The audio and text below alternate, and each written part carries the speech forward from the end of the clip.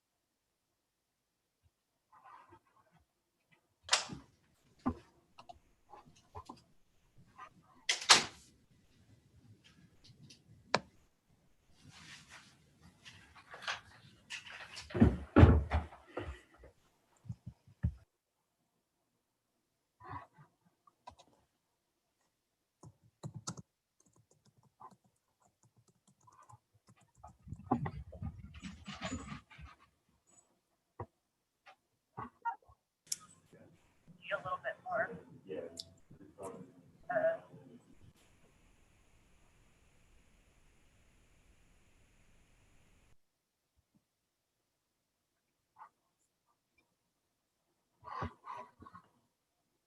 All right, we have quite a few individuals that have joined us, and we'll probably pick up a few as we move forward. I just wanted to welcome you. This is our third Citywide Advisory Committee for the Zoning Code Rewrite. We are excited to have you back today. We've got some exciting things to both learn as well as a participatory event so that you can share information with us. We do have a couple of introductions that I would like to give. We have a number of our members of our consulting team with us. We have Don Elliott and Gabby Hart from Clarion Associates. We also have Diane White with us, a member of our consulting team as well, our local contact. And then we have a number of individuals from the city of Boise that are participating today. So we have Deanna Dupuy with our Comprehensive Planning Division. We have Cody Riddle, our Deputy Director of Planning. We have Mark Lavin, our Director of Planning and Development Services.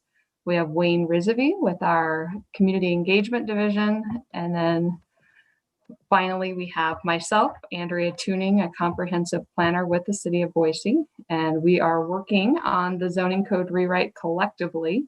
So we will all be here to address any questions that you have.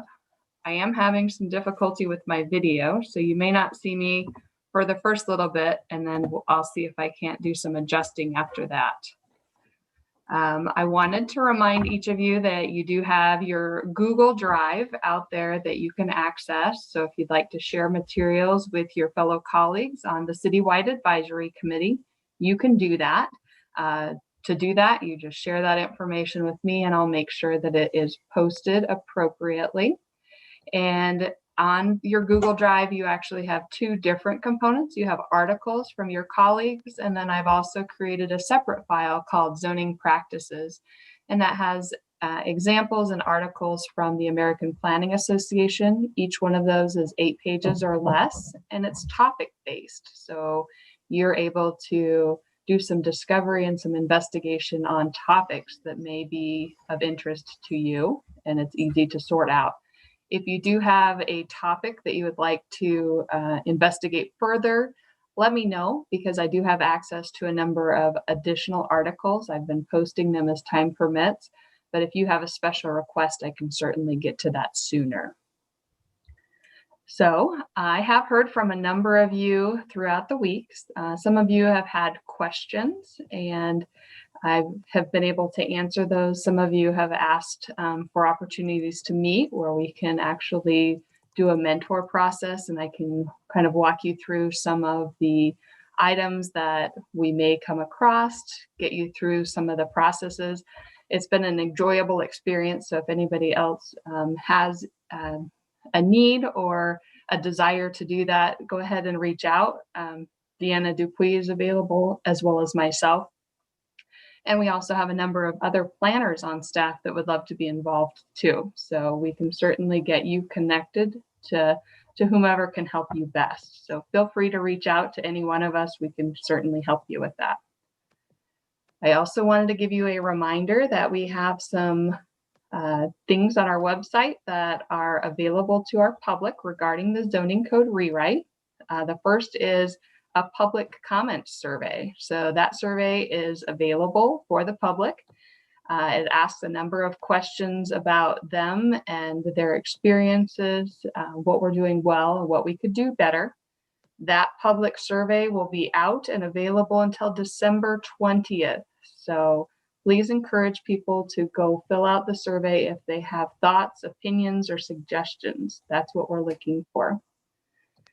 We also have released the diagnostics report that is available on our website as well. So if somebody would like the opportunity to read that, of course, you each received that information last week. And when we released it to you, we also released it to the public at the very same time. So you guys have had an entire week to read and digest and really evaluate whether what we heard is correct or incorrect. And we'll hear more about that a little bit later today. And then finally, I got a question from a couple of our Citywide Advisory Committee members who had seen information out on the internet and they had concerns. And they said, hey, can you talk a little bit about the housing bonus ordinance and what it is? And I said, sure, that would be an absolute pleasure. So the housing bonus ordinance is an ordinance that the city is proposing that could incentivize the development of housing in target locations. And we were asked specifically by our mayor and council to look into creating some type of incentive for our city to be able to obtain additional housing because of our significant growth and our housing shortage. So we as staff compiled a draft of that report. That draft is available online. And the reason that we are moving that forward is because if you have listened to the concerns from our constituency and our residents, there is a need for housing out there. And the mayor took that very, very seriously and said, we have an immediate need for housing. And so we know that we're going through the zoning code rewrite.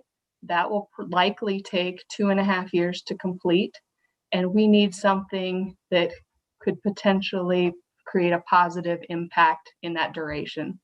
So I'd like you to think about the housing bonus ordinance as an interim way for us to get some additional housing during that time that we together as the Citywide Advisory Committee are reviewing the material holistically. And so this is an initial step in order to address some of our housing concerns. We know that it may not be perfect, but we want to be able to make the step in the right direction, because even if we can provide a housing product for one person, we've made a difference. And so that is ultimately our goal. So this is something that we as a group will revisit in the future, and we will look at it holistically and how it ties in with the larger code. So be thinking about that. If you'd like to provide input in regard to the housing bonus ordinance out there, please feel free to do so. It's out there and available for you. If you have questions, because there is a lot of misinformation that is being spread about the zoning ordinance amendment that's proposed, feel free to reach out. We'd love to speak with you. We'd love to answer questions, those types of things. So, Richard, it looks like you have a question.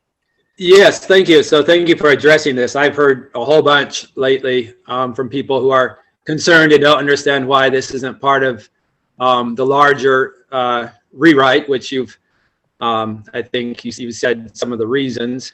So you said it was an interim policy. So then can we assume by that we may well overturn parts of it if it turns out that it doesn't fit into our larger zoning rewrite? Because of course, just quickly looking at it, it looks like it could impinge or preempt certain options that we may find as a group that would be important. So what was your meaning with interim?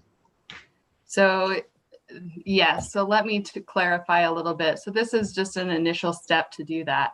So my individual hope is that we will be able to take that year or so in between before we as a citywide committee can evaluate those impacts. So we may be able to use this as a learning tool and say, hey, maybe our incentives are not enough.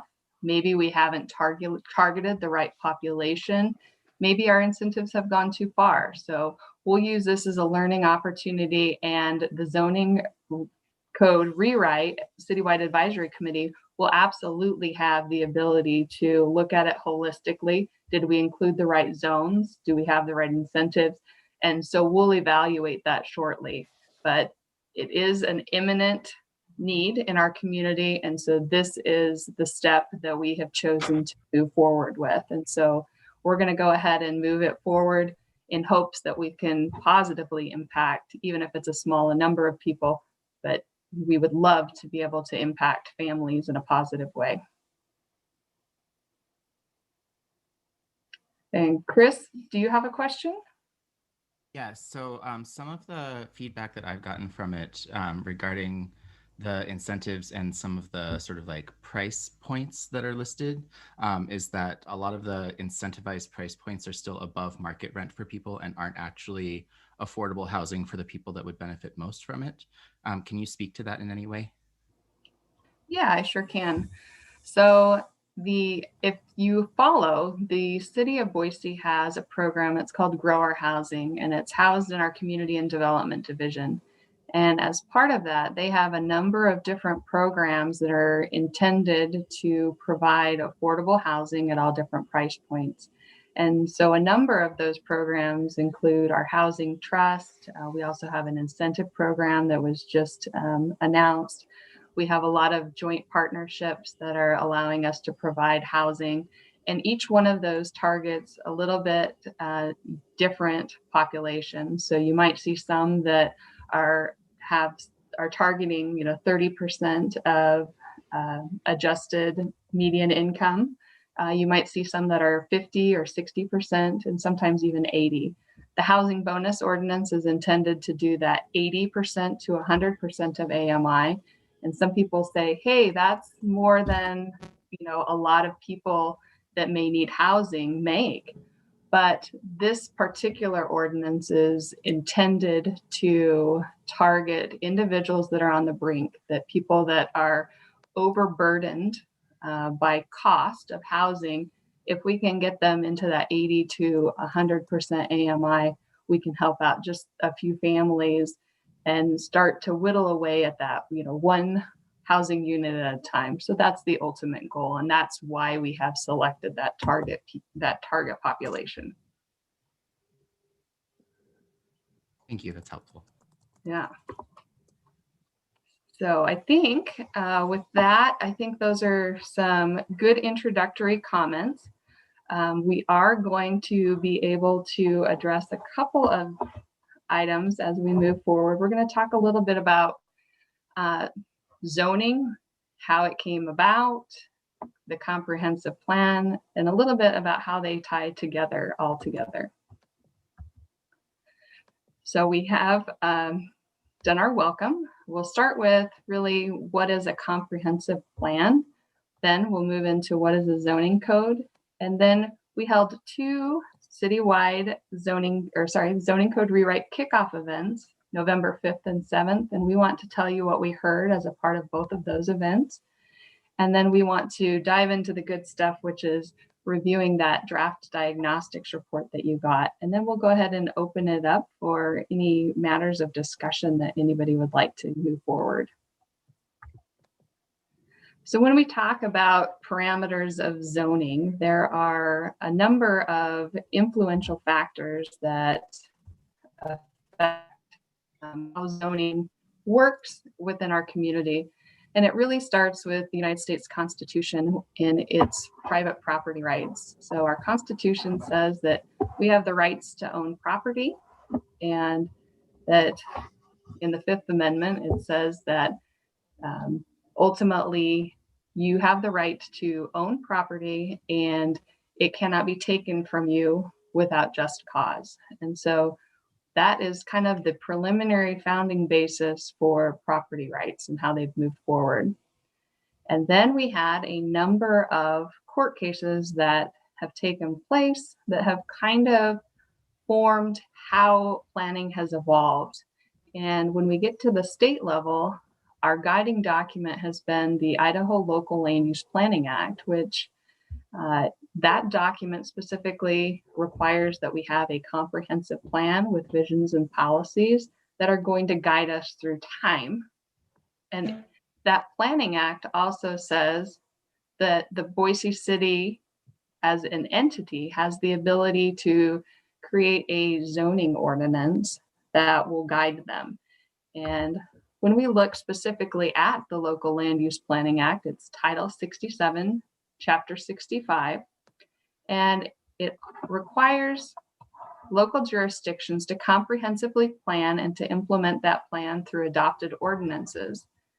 And then in addition to that, it allows us to create separate districts and gives us the authority to establish standards within each of those zoning districts to regulate items such as building height, number of stories, size, construction, reconstruction, alteration, repairs of buildings, size of yards and open spaces, density, and really the siting of where a building is placed on a particular lot, and then parking requirements as well.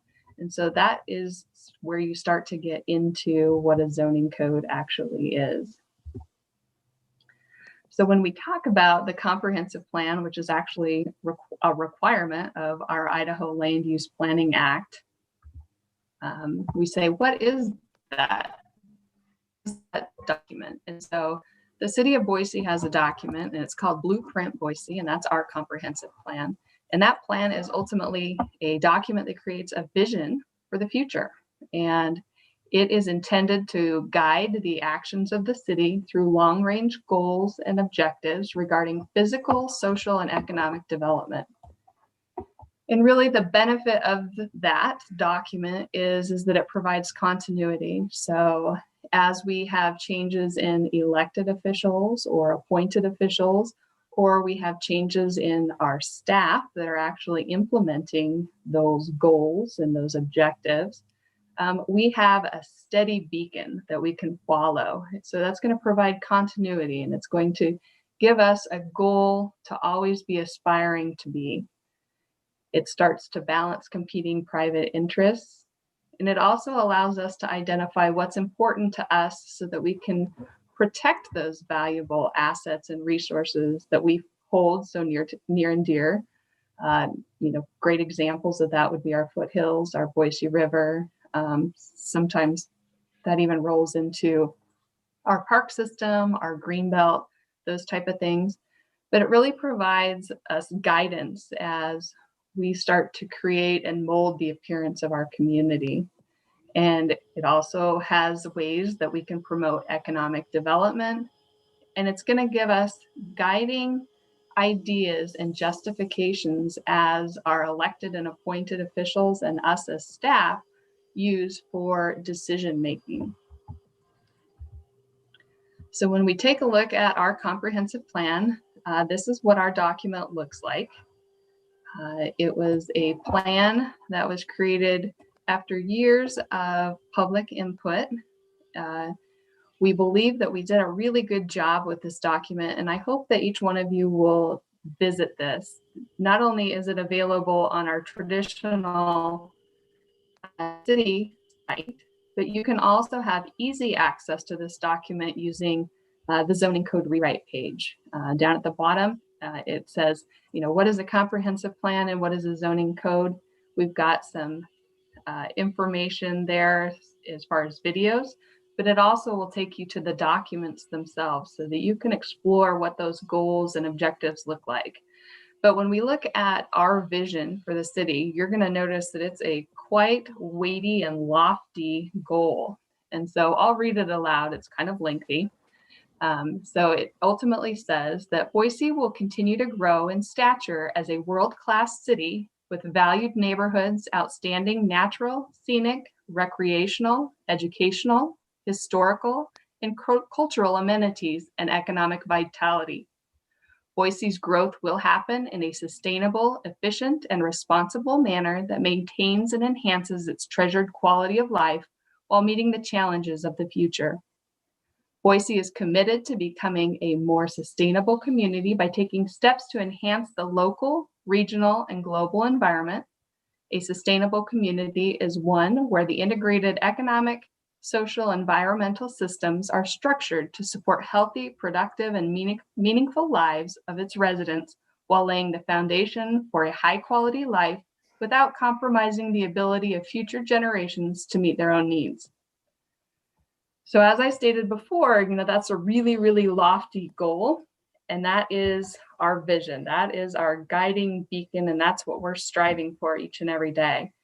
And to help break that vision up, we've actually created those 7 principles that I have circled below.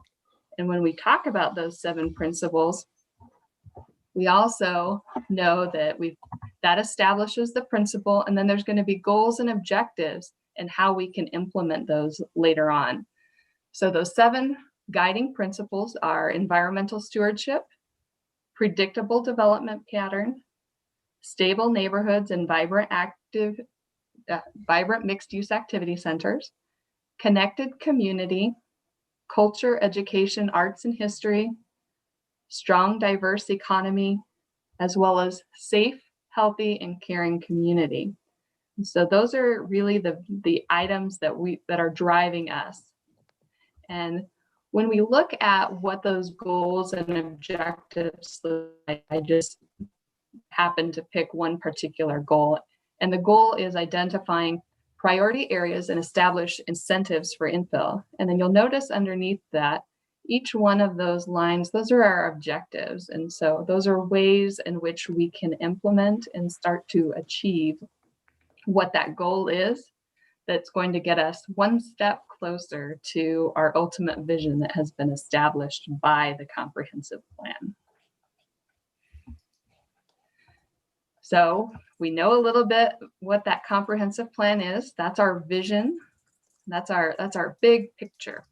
And then that is really supported with our neighborhood plans, our citywide initiatives, and our strategic priorities. And then it's implemented through tools that we have. And the most important tool that we have is the zoning ordinance. And really that's what has brought us all together, is we need to make sure that we can implement all of that vision and all of those guiding initiatives and priorities that have been established prior to us. And so when we talk about what are those neighborhood plans and citywide initiatives and strategic priorities, we have a number of neighborhood plans that are area specific, that have boundaries, and within that ultimately identifies an area and what their goals and objectives are to becoming or maintaining their character that they have. So we have those. We also have a number of master plans that are out there. So you might see in the downtown area, there are a number of downtown master plans. We also have area specific, the Lusk Street master plan.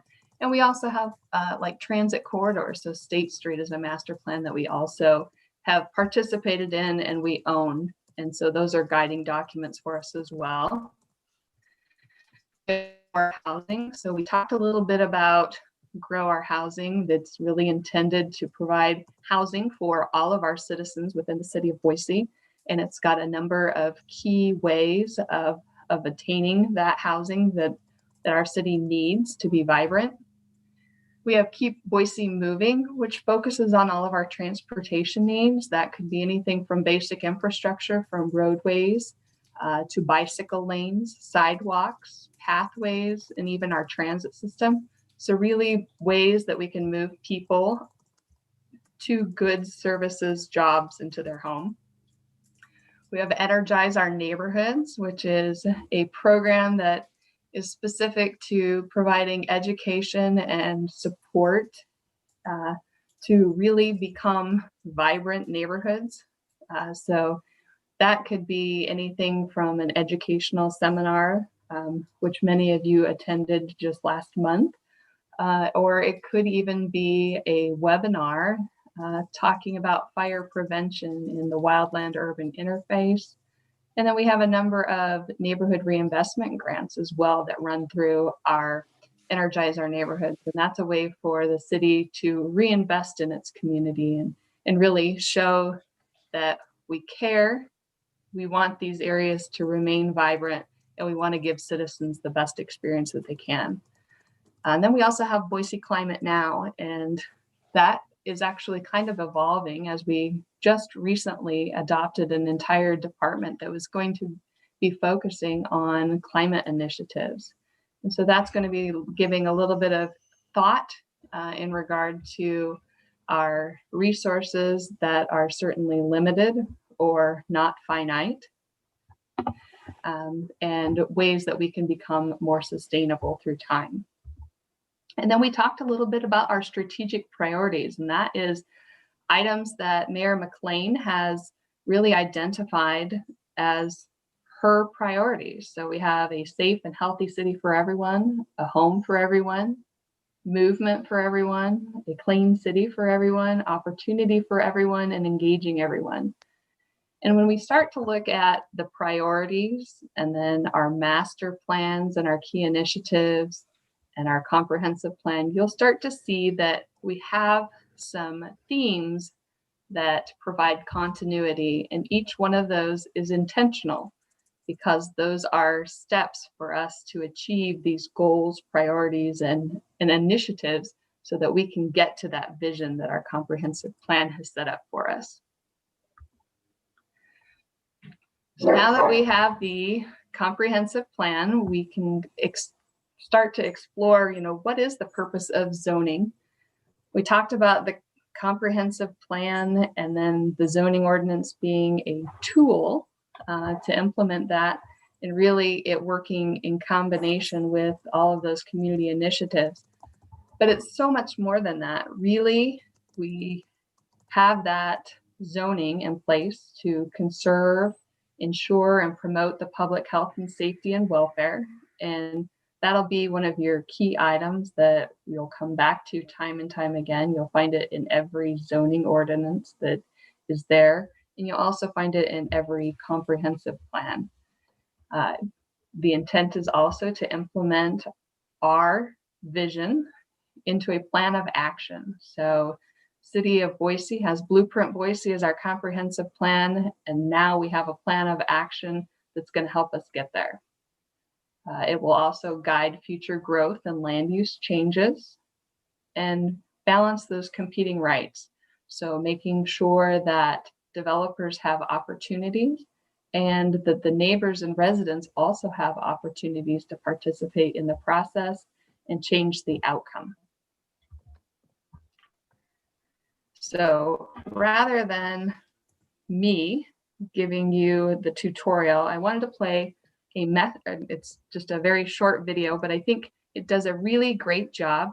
This is a video that was compiled by City Beautiful, and that's one of those documents or those sources that I provided that has really great small clips of videos that do things really well. They explain them concisely and accurately, and they aren't government-based or developer-based. So they provide a really meaningful description of what is happening.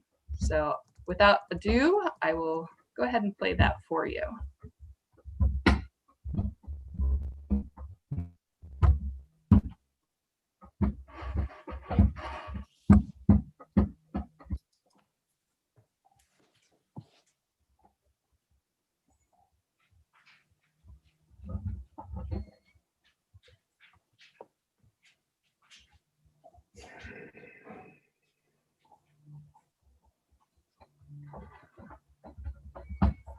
Apparently my internet isn't very powerful.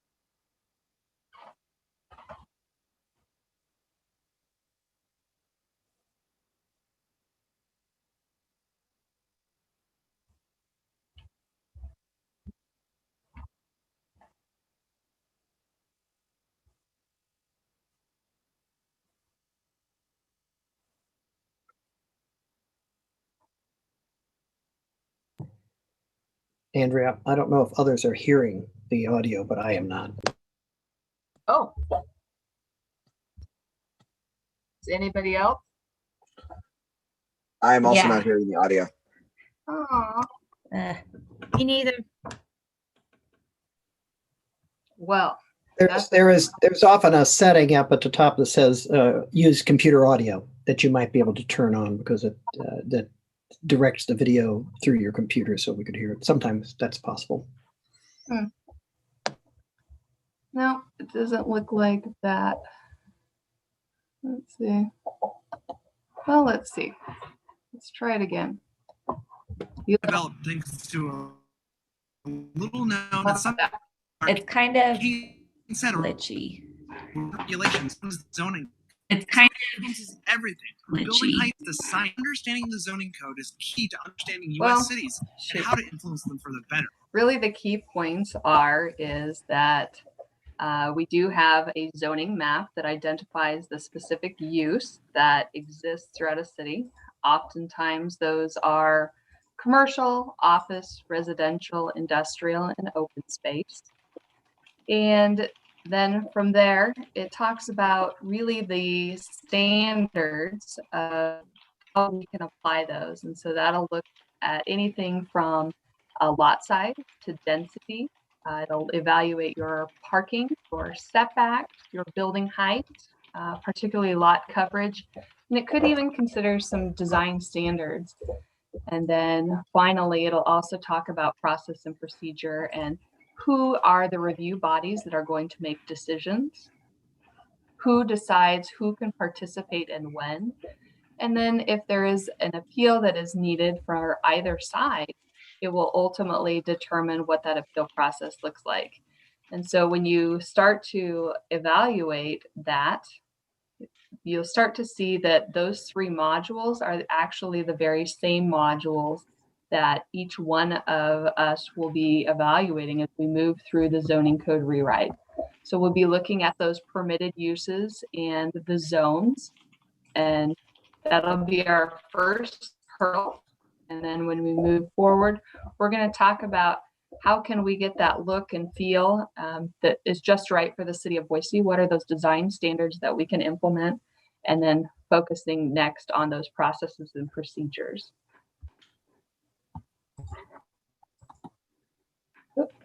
So when we talk about the different types of zoning and what's available or what's out there, we have a number of different types of codes that are there. So we have really what's called the Euclidean code. That's probably the one that our current code fits into. It really designates where certain land uses are and provides that separation of uses. So there's truly a commercial area, then there's an industrial area, office and residential. Each one of those are separate and they have different regulations that are attached to each one of those. Form-based, if you are familiar with our design standards and guidelines, that starts to create the picture, how you want things to look and feel, and it really focuses on those physical characteristics. Do you have a sidewalk and street trees and street lighting? Do building entrances address the street? Do you have windows that are required to provide a sense of natural security? Those types of things. And so you're really going to focus more on the form and how that building functions. Then you have an incentive type zoning, and that's where we are encouraging amenities or community needs that could be in the sense of housing, that could be open space. If somebody is willing to provide a transit stop, then we could offer them something different. So this particular example shows that if somebody is willing to provide open space, they would be allowed under the current code, the yellow section of the building, which is office. But if they're going to give us some open space and preserve that because we as a city values that, they would then be able to do a bonus on the top, which is depicted in that gray section. So that really builds in incentives to reward development in certain defined areas or get a type of development that a city is seeking. Then you also have intensity or performance based. This one is used much less frequently because it's very expensive. A lot of times it will regulate intensity. So that could be anything from hours of operation. It could be the number of vehicle trips per day existing. It does provide flexibility in forms and functions of the land uses, but it really evaluates it based on measurements of something, whether that's traffic, hours, decibels, if it happens to be a noisy use, those type of things. What we think is that the city of Boise will probably take some of each one of these and create a hybrid code. So you know that you're going to have text, but we really want it to be illustrated and create places that are really important. We want to incentivize quality development in those right locations. So getting a hybrid is probably where we're headed. So be thinking about those, or maybe explore different types of codes or zones that are out there, because it may be beneficial. Really, as we move forward, I want to bring about that idea that there are going to be some competing needs, and that it's a constant balancing act of going between discretion versus prescriptive. And so prescriptive would be creating very distinct rules. It's always going to give you a very predictable outcome.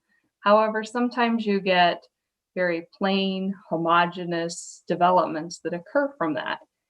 Then you have the ability to be a little bit more flexible, and you can have discretionary codes that's going to give some flexibility and really support innovative and creative solutions. But you want to make sure that maybe you don't give a developer or a homeowner the ability to do anything they want that is in their creative mind. Maybe Hi, we Amber, have this is Daniel Mullerkey, and I have an appointment on Monday. Hi, Amber, this is Daniel Mullerkey, and I have an appointment on Daniel. Monday, the 30th of this month at there we 12 go. noon. Yep. So really balancing discretion versus prescriptive as we move forward, that there is an importance to provide some flexibility, but we also want to have those predictable outcomes, because we know how we want our community to look and feel. And so if we have some of those design standards, it will definitely assist us as we move forward and make decisions. Just to give you a couple of ideas about what does our zoning code currently look like. Our current code was written in October of 1965. It's very lengthy. It's 440 pages, and it's predominantly text. We do have a couple of different illustrations in there, but you'll notice that illustrations were implemented at different time periods, so they're not cohesive. Sometimes they've had to evolve over time. And that's really reflective that it's been reorganized and it's been modified and amended time and time again, which doesn't provide the most user-friendly document for individuals. And so be thinking about how we can organize and make things easier to understand and really user-friendly for whomever might be taking a look at that code. Now we want to go ahead and talk about the zoning code rewrite kickoff events. And Deanna is going to give you an update in regard to that. Great. Hi, everyone. My echo, I hear myself echoing.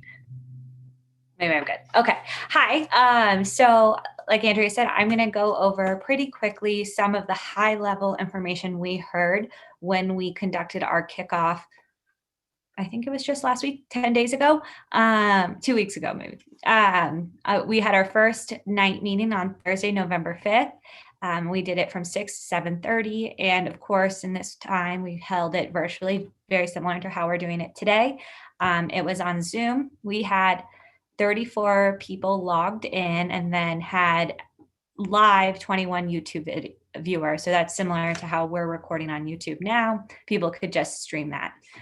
We also did a Saturday session, so hoping to get folks who maybe didn't want to join right after work, or they wanted to spend their Saturday morning learning a little bit about the zoning code rewrite. We did that one at 10 a.m. and we had 15 Zoom participants and 11 YouTube viewers.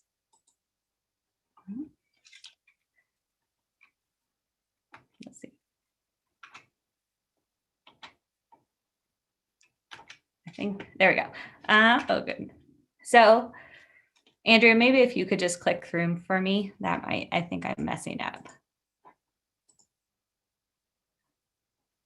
Anyway, so how we did it, we started the project, or we started the kickoff meeting with, a quick overview of the zoning code rewrite process. It was the exact, very similar presentation to the one that Dawn had gave you at our very first Citywide Advisory Committee meeting. And then we moved into 3, what we call big, tough questions. And it was really to understand a bit more about the community's perspectives on some of these big questions that will guide us throughout the zoning ordinance process. So our first question was really, how can we achieve the vision of Blueprint Boise better? Similar to what we had asked you all, this is the vision we hear that we wrote in Blueprint Boise. Now, what are the things that we could actually be doing in our zoning ordinance to help us align those two better, the development of the city and what we hope for our city into the future? This is a word cloud, and we used an interactive software where folks could type in their responses, and they could type in as many responses as they wanted. So this just really shows all the diversity of answers we've seen, but the ones that are larger were repeated the most.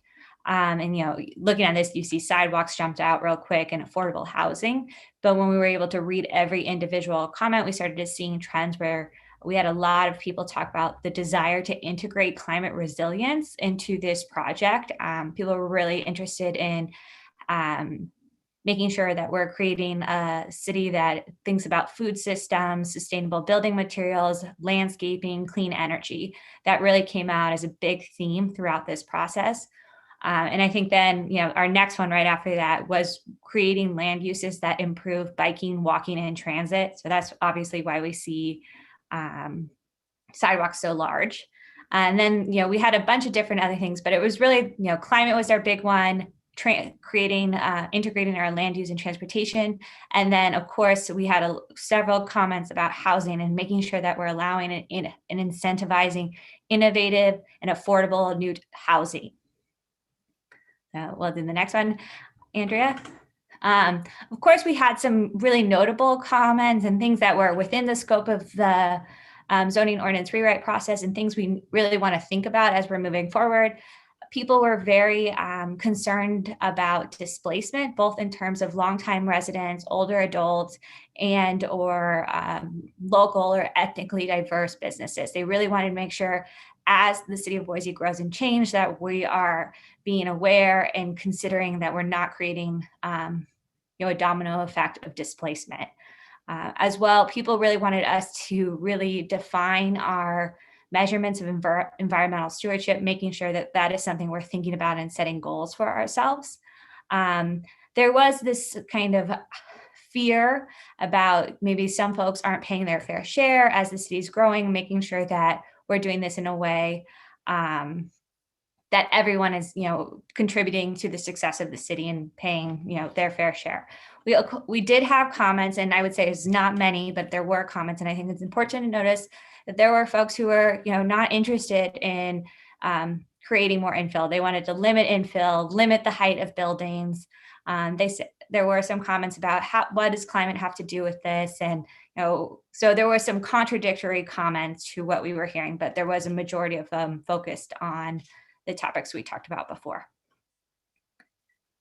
And then our second question was to say, how can we balance these competing needs, and how can we accommodate recognizing that we are a city that has experienced, this large increase of new people and jobs, and how can we have that value as well as maintain a predictable development pattern?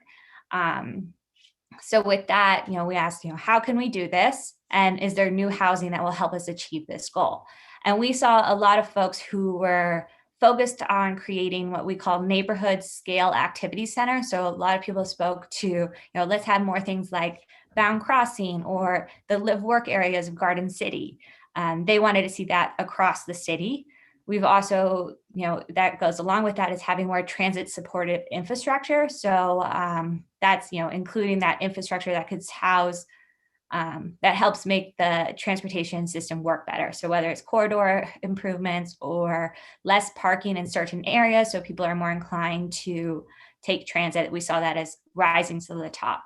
We also had a lot of folks who said, we are growing, but we should be doing this responsibly. We should be thinking about what resources we have and, really, whether it's saying we're not going to sprawl out further than this. There was a lot of comments about how much sprawl or not sprawl. So it was this thing that we know we need to be responsible about this. We can't just accommodate everything. And then people were really focusing on that job aspect of how can we create space to support our local businesses or innovative startups. And then when we asked, well, what kind of housing can we use?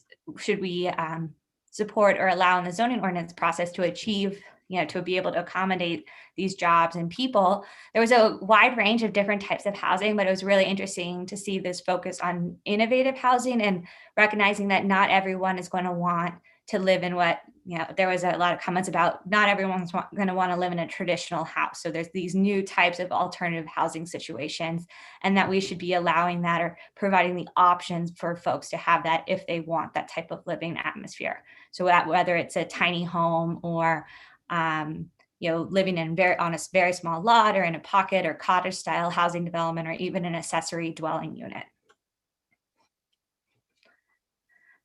And I think one more, Andrea. And then our last question. Oh, yeah. And so, I think these comments are pretty typical of, or I wouldn't say typical, but there was, a tension over if we're going to focus on transit, we should get rid of, we should have less parking. And then this realization that maybe our transit system isn't where we want it to be, so that folks are still going to be able to have a car. So there's this tension between how much car or what type of city are we and what type of city do we want to be. A recognition that we want high wage jobs and we want those high wage jobs to be located within our city. There was, again, another tension of if we're going to create a lot of high density development along our corridors, making sure that they are livable corridors though. So being mindful of traffic. And again, like I said, not all housing should look like traditional housing. And then there was a comment about we keep on saying we're growing, but we need to recognize why growth is occurring and not just say we have to accommodate it. So thinking more sensitively about that. And then our last question was really speaking to the mayor's vision to be a city for everyone, and recognizing that are there any folks who have not been included in the great gains that the city has made in their terms of the housing, the economy, and their quality of life? And how can the zoning ordinance do a better job to make sure everyone is included in those benefits? Especially when we're thinking about, well, if we're going to make changes, let's make sure that we're making changes that benefits many people, especially those who haven't had the opportunity to benefit from where Boise is now. And it was really interesting to be able to read all the comments that came in about, who do we think we need to be focusing on? It was a range of folks, but you can see here what jumps out, older adults, small farmers, renters, people experiencing homelessness, a lot of comments about long-term Boise residents. So really seeing this tie through that as things have changed, how can we make sure that everyone is coming with us as we change? So we asked, what could the zoning ordinance do to help us do better in the future? So a lot of them came back to allowing people to live closer to where they work or what goods or services, whether it's allowing them to live closer to where their daycare center is, having denser housing, focusing on really reducing residential segregation. So a lot of folks said, certain areas of the city have not had the same benefits of other areas. So how can we make sure that there's more integration within the city broadly? A lot of people were interested in our pathways to help folks without cars, and thoughtful comments about urban farming and our wildlife and our habitats, because we are surrounded by such a beautiful scenery. And then again, some comments about, as with any growth, there's, making sure that people, that folks the impact fees are equivalent to what the impact new folks are causing on our community, as well as concerns about raising property taxes. And of course, there were some folks who said, we are an inclusive city, we don't need to do more. So just acknowledging that we did hear those comments. And then after we asked those 3 questions, we moved into just anyone who wanted to speak could speak with whatever they wanted us to hear as a city. So these are just some of the big topics we heard, and they were echoed in the questions we asked previously, but a lot of comments about climate resilience and stewardship, a big call to the city to integrate better with our climate action division. And so that's something we're definitely considering as we move forward, or something we're going to be moving forward with.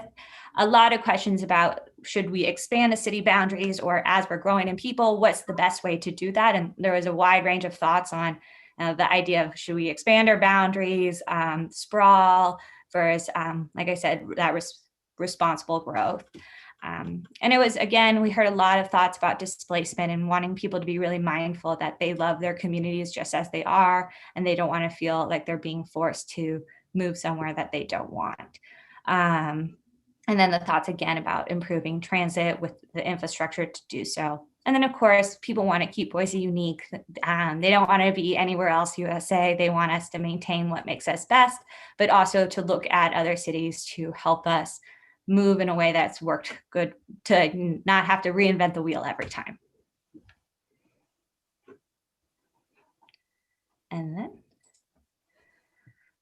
And then, yeah, so those were our thoughts, and I haven't really looked at it in the chat, but if anyone had any questions, I know that some of you were able to attend the kickoff events.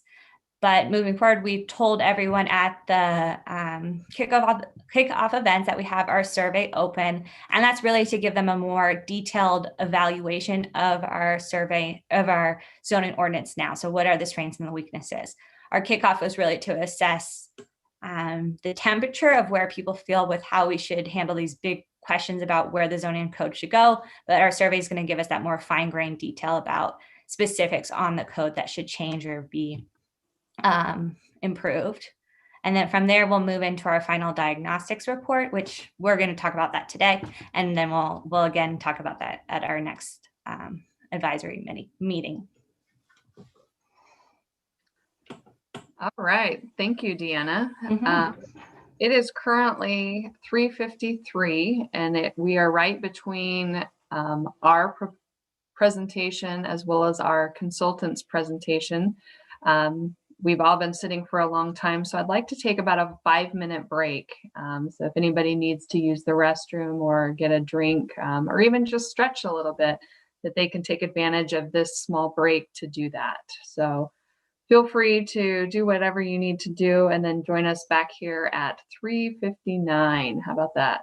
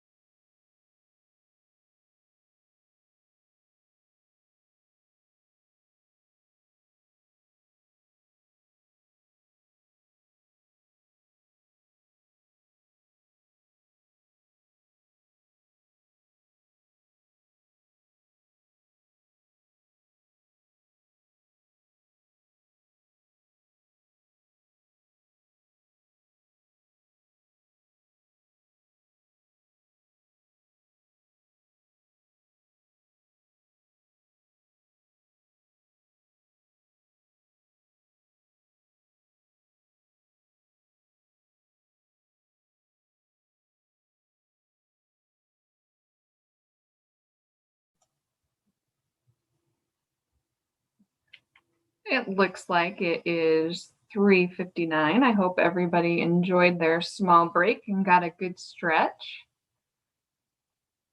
We will go ahead and as soon as Dawn, our consulting partner, is ready, we can get started.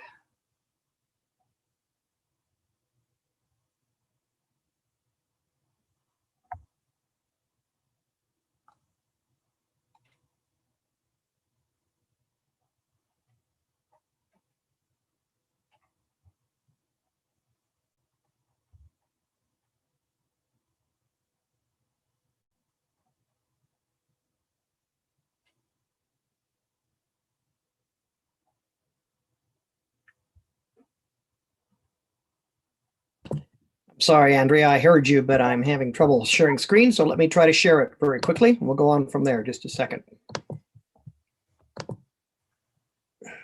If you continue to have problems, I have it available as well. So All right. let me me know. take a look. I think I can do it, but as usual, this is the hard part of the day. Hard part of the day is getting to share the right screen. That's not it. Almost there. Almost. Let me try one more time and then I'll let you do it. So let me see if I can get the right one up here.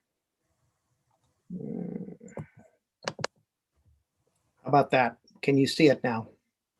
Yeah. Great, thank you. So I thank you all for being here. That was a great summary. I'm going to go through this fairly short presentation fairly quickly, because the real point of this is a big group here. You've been asked to serve, and you have graciously agreed to serve because you have insights and we need them. And if I do all the talking, I don't get them. So we don't get them. None of the team gets them. So I'd like to bring you up to speed about what we have seen and heard so far. So you know, we've had 2 meetings. This is our 3rd meeting. We've heard from you. We've heard from the 2 kickoff events. We've heard from various people along the way, but you should know, as we said earlier, a year ago, almost exactly a year ago, we came to Boise and we interviewed people. That was the day before actually your new mayor's election. So we paused our work after that, but we had done a lot of collecting of work, and it falls into 2 categories: things that we heard from the citizens of Boise and things that Clarion sees when it looks at your ordinance and compares it to others that we have written for medium-sized cities, Western US, fairly auto-oriented, very high quality of life, struggling with growth. You know, Boise is not like anywhere else, but you have to look at it from the lens of, okay, who else is dealing with these issues? And so you have been distributed an interim draft. I want to say that over and over again. It's an interim draft. When this was put on hold following the new mayoral election, everybody got really clear. Okay, the mayor's going to appoint some task forces, and then she's going to appoint a citizens advisory committee. We want to keep this moving. It is, we have had some people we've interviewed say, you know, this is the most important thing that is happening in Boise and will affect generations. So let's get it right.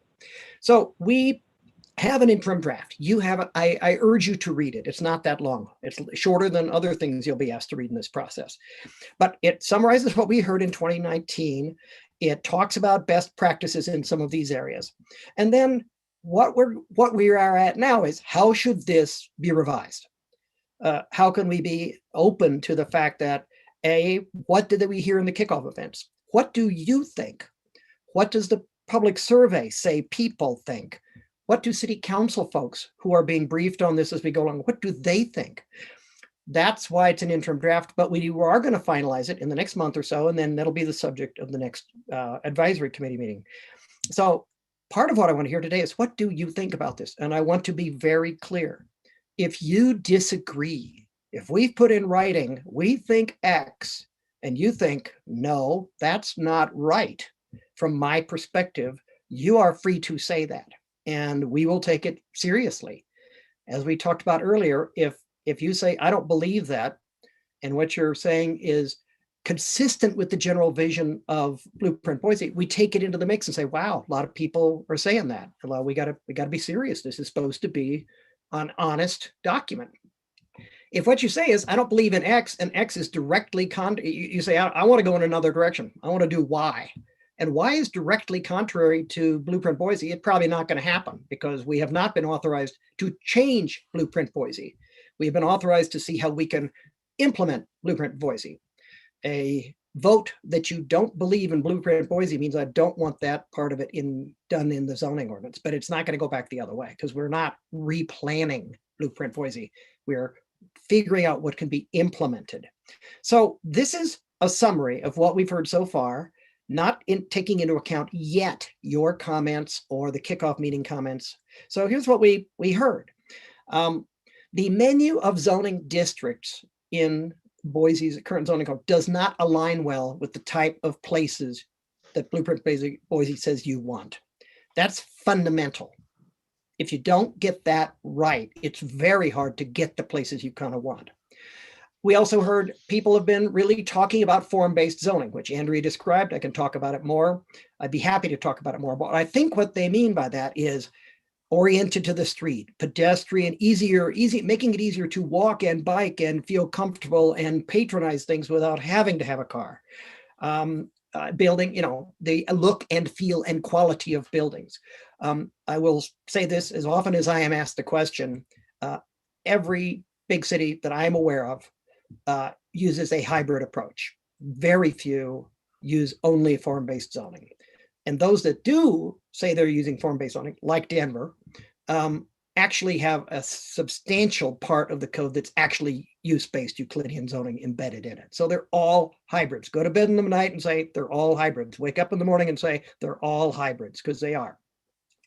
PUDs, negotiated zoning, needs to be straightened out, and historic preservation. I'm just quoting you what we heard in bullet point format. When you read the diagnostic, the interim draft diagnostic, you'll see this. So the examples here are how newer codes are better illustrated to be user-friendly, also how they can represent form-based, street-oriented, pedestrian-oriented types of categories, types of building quality. Second thing, use regulations. Even if you have a form-based ordinance, you have use regulations. Every single code in America has use-based regulations. And so what we heard about that, all right, let's assume we do want the buildings to fit in and we need the right tools. What can they do in the buildings? Here's what we heard. Expand housing options. Very consistent with what we heard in the kickoff meetings last week. Very consistent with what Blueprint Boise says, and I'm quoting some of the same words that Deanna just went through. Integrate neighborhood scale mixed use options. Same thing. I'd like to be able to walk or bike. I'd like to have nodes of activity that are not in my backyard, but that I could conveniently access. And that would be a change from what some of your neighborhoods have available now. And as we try to build the Boise transit system, limit the ability to do auto-oriented uses. Usually people think of drive-throughs, gas stations, things that are inherently big parking lots in front of big stores in a place where you really want people to be close to the bus or the transit system so they'll use it more. Those are three key things we heard about uses. Development quality standards. Andrea mentioned, sometimes you say thou shalt in a code, sometimes you say thou should, and sometimes you say, if you do this, we'll reward you. And so we heard incentivize infill and high quality development, and there's some examples given. Make sure we're not requiring too much parking. I will acknowledge what Deanna said. Usually it is definitely true. Most of the comments, and Blueprint Boise says, we do not want to over provide parking. It's land inefficient and it makes places less walkable. That is generally the trend around the country, but we did hear voices saying, okay, just so it's not harder for me to drive and park. We heard both, but we heard evaluate our parking standards and make sure they're not overdoing it or underdoing it. Increase connectivity and maintain community character and focus on what matters most to citizens. I'll warn you that, thank you for signing up for this, but I'm warning you now that in the course of the next year, I will push, if I'm given the opportunity in these discussions, to say, when you say community character, what do you mean? You can't, community character is not self-defining.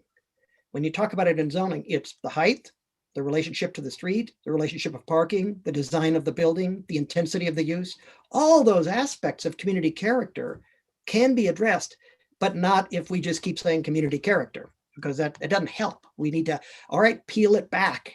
Which of these, or maybe all of them are what we're talking about, but we need to get at it through zoning tools. improved procedures, addressing the perceived lack of predictability and consistency. One of the big things, it's very unsexy, but it is very valuable, is to be more objective in your review criteria. We heard that. Describe how each procedure works. This has to do with the frustration we heard a year ago about, I've read Blueprint Boise. I like Blueprint Boise. The decisions are not coming out like they should under Blueprint Boise. What's going on?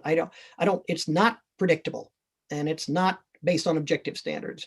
And it's not clear when and how neighborhood meetings are held. And it's not clear who exactly will get to advise others and who gets to make this decision. And we heard comments about design review process, that it is unpredictable and lengthy and complicated sometimes. And I would say, well, so that's what we heard last year. You rely heavily on the design review process in Boise, and more so than some other cities. And we heard that. I'm reviewing for you the things we heard from citizens and stakeholders, not what Clarion saw. I'll go through that in a minute. So more graphics and illustrations. I don't think we need to talk about this. All newer codes, form-based, use-based, performance-based, they all use drawings, flowcharts, tables, illustrations to help visual learners, people who absorb the idea visually, to get the idea and to understand, oh, I don't like that. Well, what don't you like about it? Let's talk about what elements of this you don't like, rather than trying to figure out where in that paragraph the problem is. So I do have one slide here because, as Deanna said, this is another version of this. And I think you'll see that it kind of overlaps. It's only one slide, but it touches a lot of those things. We heard a lot of comments about aging in place, pay attention to seniors. And I think those were both, I like where I live, I'm not happy with change, and I like where I live and I'd like to be able to live out many more years here, but I'm not sure I can unless something changes. Equity came up several times. Sustainable environmental stewardship, transportation, agriculture, housing, again, we heard. So again, this is what happened on November 5th and 7th. Significant overlap with what we'd heard earlier, but not all of it. We've heard other development process improvements came up. This issue, which I think I raised in an earlier decision. We said a year ago, there was a year ago at least, substantial distrust between citizens and their government as to how decisions were made and how they could influence them and how the process was being run. That came up again. And again, the transformation, ability to convert things over time.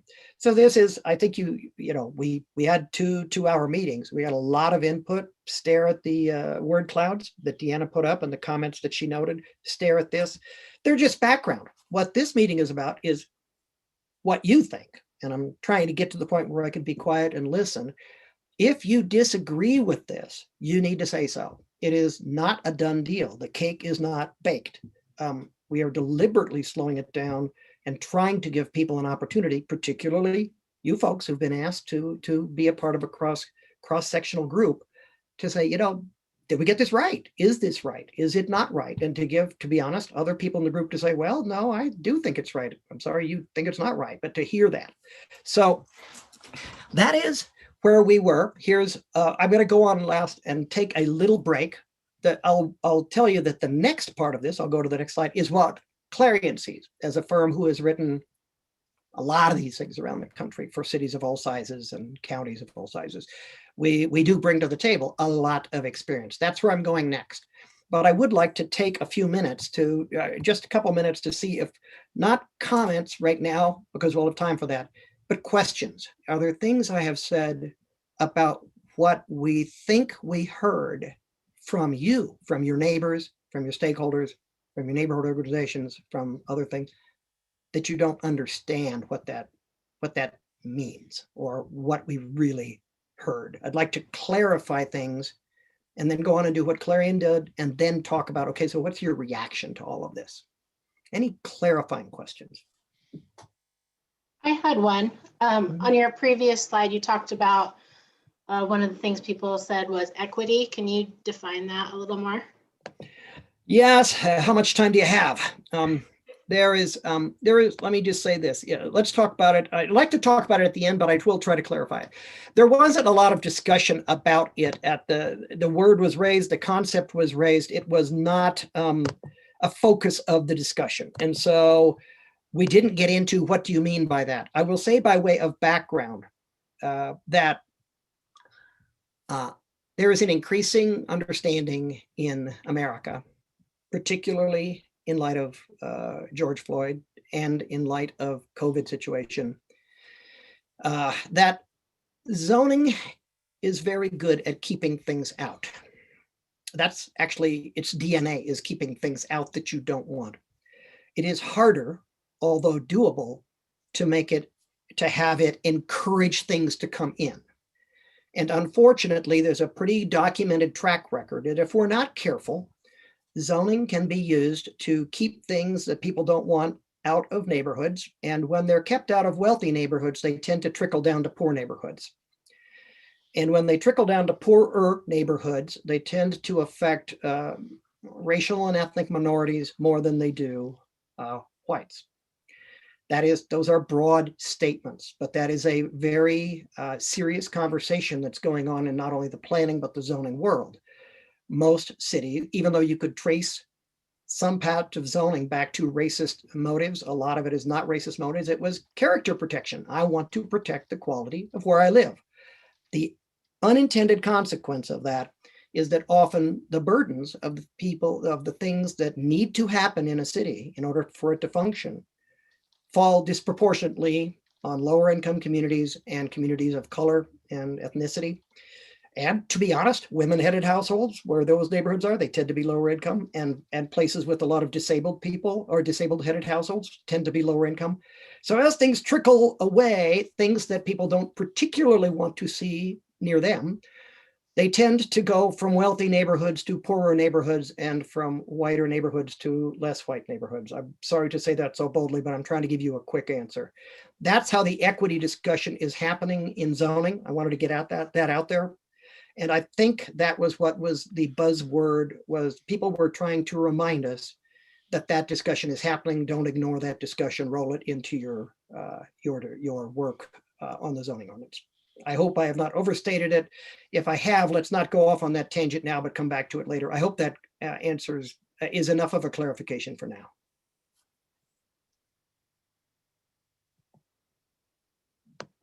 Hi, Dawn. I had a quick question. On the last slide, there was something about development. I don't remember what you called it, but it was one of the newer things that came up since you did the work last year, if I understood it correctly. I think I'm sharing the screen. Can you see this? Are you guys seeing my screen? Maybe not. Let me just seeing the question slide. Okay, well, I went back the other way, and let me try it again and see if I can get back there. It's not clear what I'm sharing right now, but you know what bullet point I'm talking about? I wanted some clarification. Was it? Well, all right. Well, but I still need to be able to share this when we get going again. Well, let me mention some, because I'm looking at that slide. Missing middle housing, was that something you wanted to talk about? We also said development, process improvements. I think it was that one, and then in parentheses it said. I think it said, well, the parens behind that said lack of reinvestment incentives and too many exceptions for developers. Yeah, so that's the one I was curious about, if you got clarification as to what those lack of incentives and the exceptions were. No, we did not, to be honest. Well, not in this bullet summary. Deanna, or Andrea, if you want to jump in, the latter part of that parenthetical, which is too many exceptions for developers, it was just a special case of the general comments we've heard that I don't trust the process. I thought the rule was X, but somehow it turned out as Y. And people are allowed not to do what I thought we were requiring them to do. Lack of reinvestment incentives, I think, was a more general comment that about the code not lining up with what Blueprint Boise called for. Now, let me do this. Let me ask Deanna and Andrea, do you want to supplement that before we go any more further? And I think I can say a little bit about the too many exceptions for developers. That was my phrasing too. What I heard from folks was this feeling that some people weren't paying their fair share, or that not everyone was being treated the same. And often it was this fear that some developer is coming in and they're doing what they want and then leaving. I'm not saying that was what I heard from some of the responses where, I think that was kind of. That's helpful. That's helpful. Thank you. It goes back to, I think, what Don said. It's just this lack of fairness or perceived fairness or understanding of the whole process. And it makes you feel like you're getting the wool pulled over your eyes. Okay. Got it. Thanks. Okay, sure. Now I'm going to have to do this again, Andrea. I got to figure out my share so we can move on. I apologize. I do not know how I came out of it, but we're going to have to figure it out. Hang on a second. I'm going to get it back into Zoom and try to get back to the presentation. Just a minute. Oh boy, here we go. Okay, let me try again. Okay, we have this one.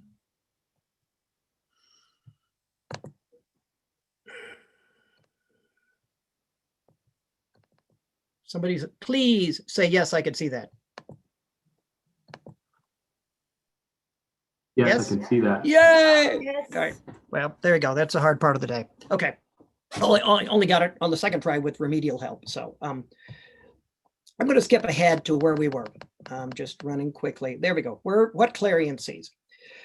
So again, we'd be happy to answer questions. I'm not going to get into our background, but as we look at this ordinance, and I do need to give you one piece of background information. Our firm was involved in Blueprint Boise several years ago as one of the consultants. Then halfway between then and now, and about 4 or 5 years ago, the city did have money to reorganize this zoning ordinance. And so we did reorganize it without substantive changes. You're here to do the hard work of substantive changes. But at that point, it was simply restructure it, and that's what happened. So I will not be saying bad things about the structure because we can change it, but it is not very far from what you would see in most newer ordinances in cities around the country. So what did we learn? Here's what we saw when we came out. I've already telegraphed this. There's a high level of distrust. Guys, that sounds very general. It's a serious issue. Not only does the zoning ordinance, in our opinion, everything I'm saying from now on is in our opinion, subject to your disagreement. Everything we do has got to be done with the kind of foundation that people are not trusting this process. That means there's one strike against us, but it also means two things. We need to focus on that. Whatever we do, we need to keep in the back of our mind, will this rebuild trust in the zoning and development process? And that has to do with both how this committee conducts itself so that it builds confidence in the fairness and transparency of this process, but that the code that is written at the end is able to build, is more predictable, more transparent, more understood, fewer people saying, I don't trust the process. I don't understand how that could have happened under the zoning ordinance. And so it sounds general. It's a big deal. And I will tell you personally, when we work in communities where this is true, and I've been in Boise for the last year, so I can't comment, but it was true a year ago. To a greater, I'd give you a 7 or 8 on a scale of 10 in terms of cities that we walk out and we walk out and have dinner at night and say, woof, these guys just don't trust each other. And so that needs to be rebuilt, but you guys are all part of how we can rebuild it. Unevenness of the code. Some things are very wordy that are not very important. Other things are very important and there's very little detail about it. It is not designed right now for effective citizen engagement. There are several things that could be done that we think would be done in newer codes in other medium-sized cities in America, which would allow for more effective citizen engagement. Don't confuse that with a hearing on everything. That is not the best approach to citizen engagement. Often the best or better approach is better candor and discussion up front before people have spent a lot of money investing in a particular vision, which they're then reluctant to change. And it's a poor fit. We've said that several times. It's a poor fit. If you're trying to get the city you're saying you're trying to get, this is not a code that's going to get you there very easily. So zoning districts, we say the same thing. We do agree. There are a dated menu of zoning districts where you treat separately office, commercial, industrial, other types of non-residential districts. Most newer ordinances blend that into mixed use, which makes it much easier for the economy and the investment community to do mixed use. Fewer affordable housing options, enough said. Your institutional districts, which deal with educational, medical, other campuses, are out of date. They don't really allow major institutions to evolve internally the way they need to evolve. Hospitals, colleges, educational facilities are constantly needing to evolve in order to survive. You are lucky. You're a capital city. You have good medical institutions, good universities and colleges. You're lucky. You're winning. Other cities are losing those things, or they're being, sucked. The energy is sucked out of them. You're lucky. You're winning. You got them, but you got to give them the freedom to evolve, as long as they protect what's around them. The freedom to evolve internally as they chase donor money, as they chase students, as they adjust to students living off campus, etc. There are not many form-based controls. We agree with that. There should be more, and it would be helpful to have more. And then there's poor communication of intended neighborhood character. There's a kind of a loose steering wheel between what Blueprint Boise says and you read the zone districts, and it's like, I'm not quite sure what this zone district is trying to be today. I can't, it's got such vague language that it could be this, or it could be this, or it could be this. And I thought it was one thing, but apparently city council thought it was something else. Often when we do this, we reorganize, and you could see this is a way of organizing information about the districts to avoid words and use pictures. Usually it's a purpose statement followed by an image, which is not regulatory. Read my lips, not regulatory. Oh, but he didn't build it like that picture. That's right. The picture is not a regulation. The picture is a communication of the height, scale, relationship to the street, about how high, about how big, about how dense, about how far back is it would things in this district be, a table of the key things, how high, how far back, and then a drawing, so you can try to understand it.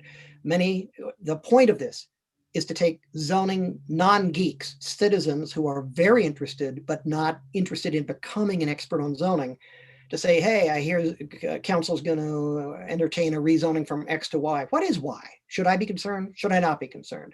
This is intended as a communication tool to try to communicate that issue better. Uses, no, for the fourth or fifth or sixth time today, we'll say not enough housing options. There are procedural barriers to getting multifamily housing. I will say this, and then I'll be yelled at probably by somebody. The majority, if not the significant majority of the people really in need of housing in most large cities, I have not speaking for Boise specifically, need to occupy some form of multifamily housing. Their income will not support a single family house, rent or buy. Now, you can yell at me or tell me I'm wrong or tell me Boise's different, but when you think about just dealing with smaller lots or houses on lots, you're missing part of the point. Most cities have to struggle. It doesn't mean it has to be big. It doesn't mean it has to be 40 apartments or 25 or 10. It means you think hard about what types of multifamily are appropriate in different parts of the city, but you need to think about it, because without that, you're kind of aiming all your intellectual energy at a half or less of the affordable housing problem. Dated social services and care uses that are just not evolving with the way people need to live and the services they need to get today. As we said earlier, the code tries to identify every commercial and industrial, institutional, office use that you could do. That's not the trend. The trend is to use fewer, broader, more flexible topics, which allow the market to evolve within categories that have about the same impacts. So you don't have to go call the city every time you change from X to Y, because there is no land use difference between X and Y. There's no parking difference. There's no traffic difference. This is a low intensity retail use, or it's a medium intensity office use. But to group those so you cannot name every use that will happen in Boise, because the market can think them up faster than you can name them. And finally, accessory home occupation standards. Wow, if there was ever a COVID topic, think about the whole country trying to work from home. We know from experience, most home occupation standards are very dated. Everybody wants to update them, and now somebody's poured gas on the fire, because we really do need to figure out under what circumstances and with what impacts is it okay for people to work out of their houses? Because some of those people who went home for COVID are not going back to their jobs in an office. A lot of them are going to be restructured so they don't always have to be there. So that's an important topic. Development design standards, parking and loading, we say the same thing. It's kind of out of date. Most cities have automatic adjustments. You get your minimum is X. In some areas, they repeal all of them, but not often. You hear that, that's kind of a soundbite. We repealed our parking standards. I bet you didn't, actually. You repealed them in some places. So, but most places have minimums for many uses. Some do not have minimums for commercial uses. Bloomington, Indiana doesn't have any minimums for commercial uses at all. But they say if you're near transit, you get a deduction. If you provide electric vehicle charging spots or carpool spaces or a variety of other things, or you're near a public parking facility, we will reduce it. Our point is not to make every single person provide a formula amount of parking. The point is to provide adequate parking. And in Boise's case, while balancing that against some very clearly articulated goals to not assume everybody wants to or has to or is going to drive. You need to have other alternatives too. Very wordy standards, the hillside and the foothill development standards, design review and the PC district. My business partner has a saying. He sometimes says, you know, it's just a blizzard of words. And some of it read that way. It's kind of like, why are you using so many words? I will say this is experience around the country. More words does not make better decisions. I'll say it again. More words does not make better decisions. Clearer words and fewer words, clearer words and clearer thinking about which words matter most make for better decisions. And so that when we look at this, we think, wow, no wonder they think it's unpredictable. The words, it's terrifically wordy. The more words you have, the faster they trip over each other. The faster you find out that you can't do A, B, C, D, and E on the same site. It can't happen. It's physically impossible, even though the code said, review it for A, B, C, D, E. So that is a significant issue. An unpredictable mix of standards, criteria, and waivers all mixed. You have paragraphs where there's a rule, there's an exception, there's a criteria for approval. It's all kind of in a blender. That doesn't help people. It helps to determine this is the rule, this is the exception if there is one, and this is the criteria we use to evaluate whether you meet the code. Subdivision. Chapter is not very well integrated. This is how you create new developable lots. It is not what you can do on the lot. It is how you create or redraw the lines between lots on which people can build things. It is, in most states, a separate body of law, but it needs to hold hands with and sing off the same song sheet as zoning. And so these are very dated. They focused back in the day when people just said, oh, I've got my zoning, turn the crank, come out with some lots. The illustration there is that many cities now say, okay, fine, you get however many lots we're showing here. You get 20 lots, but we don't just want a checkerboard that runs afoul of the environmental features. We might want rural character. We might want clustering. It's not turn the crank. This is a matter of looking at the land, listening to the land, agricultural uses, riparian areas, and being creative about how those lots are created so they jive with zoning, but they don't just run amok. They are treating the land with the care that it deserves. And again, there are fewer links to other, the turn the crank aspects of subdivision are not well related to what the code says you need to do to protect sensitive lands, let alone what Blueprint Boise says you want to do with lands. Procedures, I will say this, it's organized about the way we would organize it. It's incomplete in the sense that some of the powers and authorities are not described. Waivers, I think I know what's happened. I would be happy to be corrected. Because Boise cares so much about what's built and how the city evolves, it's developed these wordy, long, overlapping standards and criteria. And then, because those things can't all be done, they've created a lot of exceptions. Well, that's not a good way to steer a boat. That's kind of like driving with your foot on the gas and one on the brake at the same time. Figure out what the rules should be through this process, through putting drafts in front of representative groups of citizens and the public and saying, is this right? Do we need to hone it? What's the rule? So you can minimize the number of waivers, because waivers lead to people saying, I don't trust the process. I read the rule. Where does it say you can get out of the rule? Oh, over here.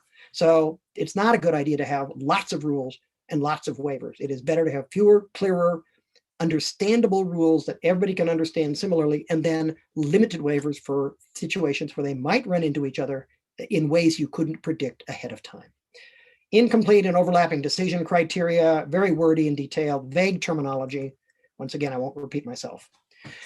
So in brief, that is what Clarion found, and that's what our opinion is. And I will stop talking, and I will repeat before I do that you are free to disagree with any or all of this, because this is deliberately set up to say it ain't done until it's done. And this meeting is a key part of getting it done. So thank you.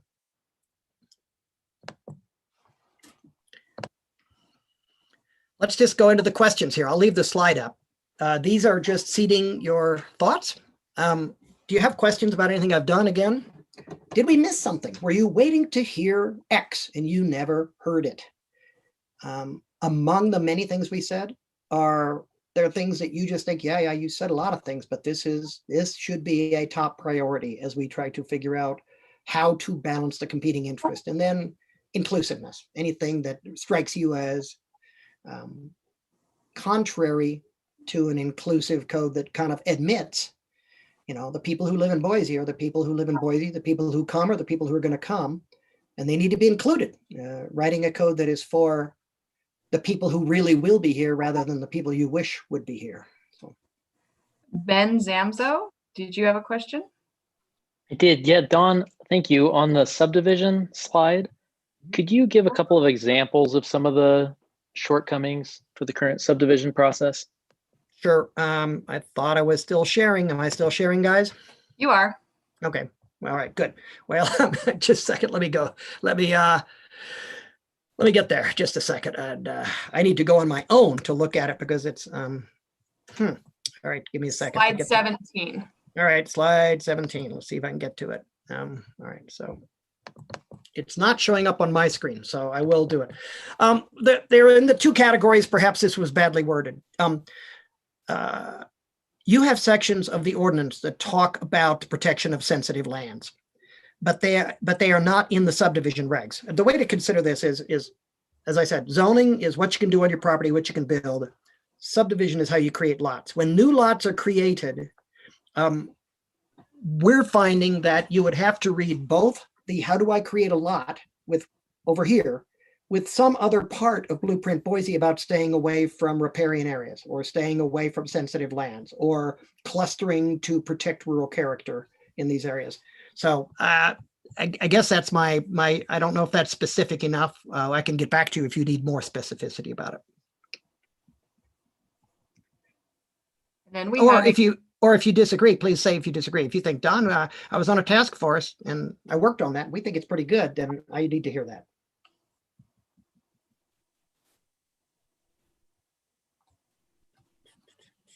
Okay. Hi, Don. My name is Shellen. I don't know if this question is, if this is a good time for this question or comment. So if it's not, just, punt it.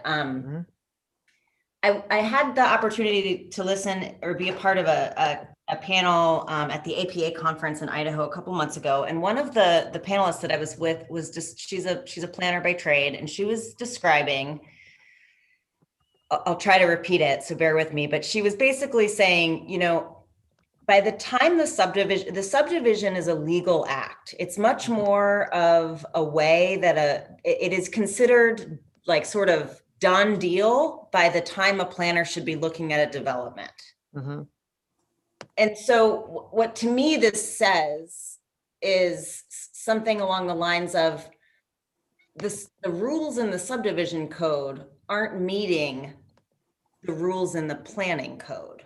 And I understand that subdivision is part of planning, but it's not part of the subdivision is not lending itself to allowing for the development to proceed in the way that the design wants it to be, or the Blueprint Boise, maybe in this case, wants it to be.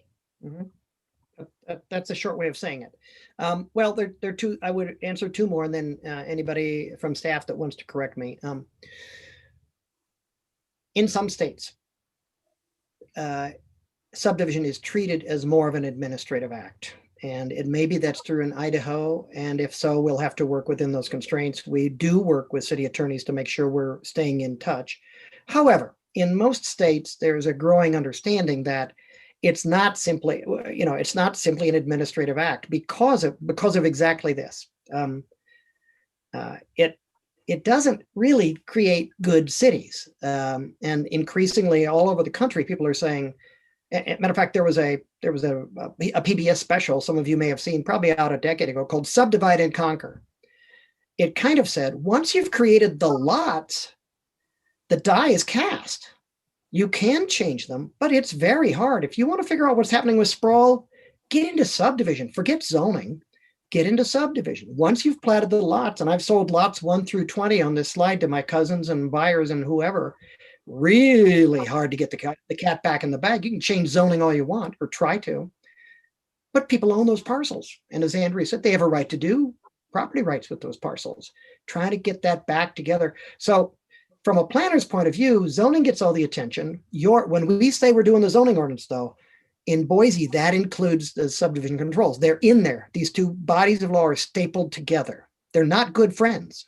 They're not holding hands, but they are together. So we have the freedom to do both of them. But it's very important, if you care about sprawl, if you care about any of the sustainability, resilience, or affordability work, you need to figure out how to align the subdivision with it. So I guess I would be happy to have a side discussion or be corrected.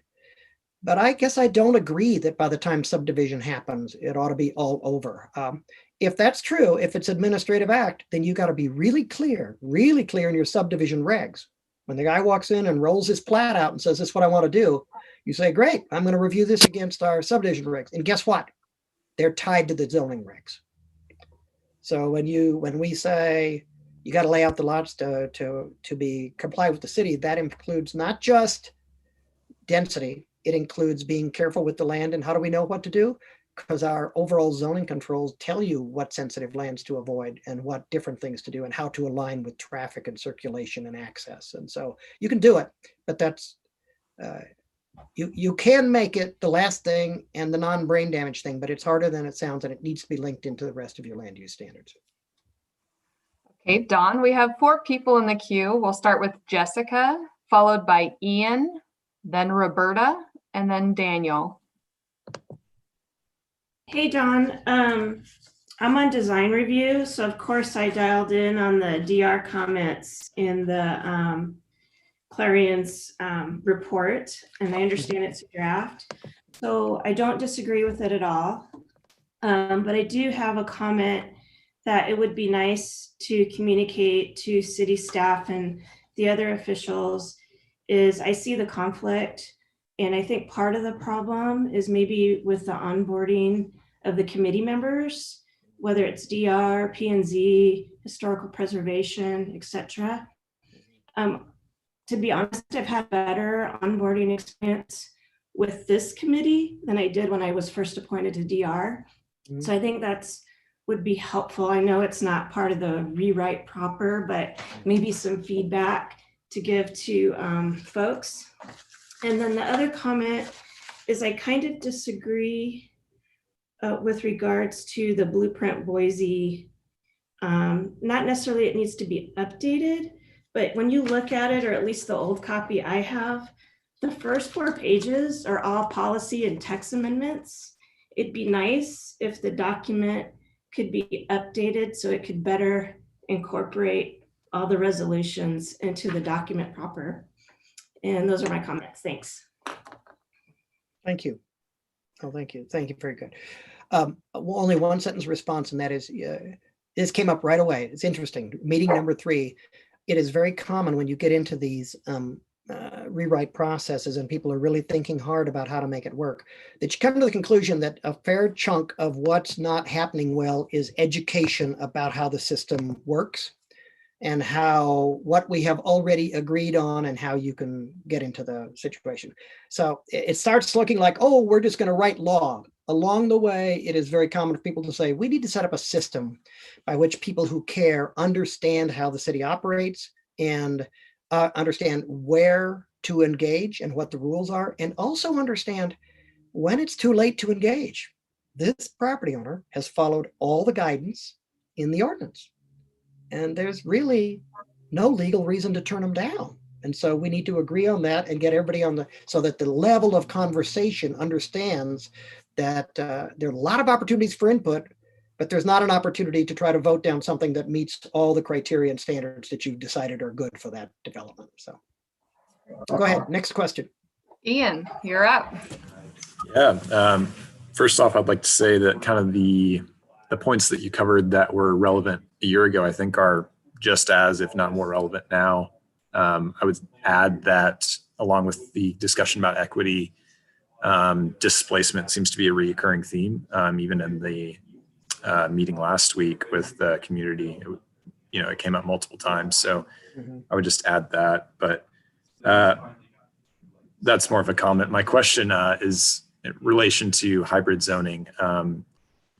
Do you see it as 50% form, 50% Euclidean? Is it one versus the other? Is there a way to kind of, is it just a balancing act ultimately to pick and choose what works best? Well, the cheap answer is that it's a balancing act. But the more thoughtful answer is, when people say form-based zoning, they're usually looking at drawings of downtown or an activity center or corridor. But in every city, those areas are usually 25% of the city or less, 70% of it, or 50% is usually single family. These are generalities. Most of it's houses on lots. Some of it's housing that is not individual housing on lots. And the activity centers turn out to be only 25% of your land. When people say that, it's because they've looked at how form-based zoning deals with activity centers and multifamily housing, and it includes downtown.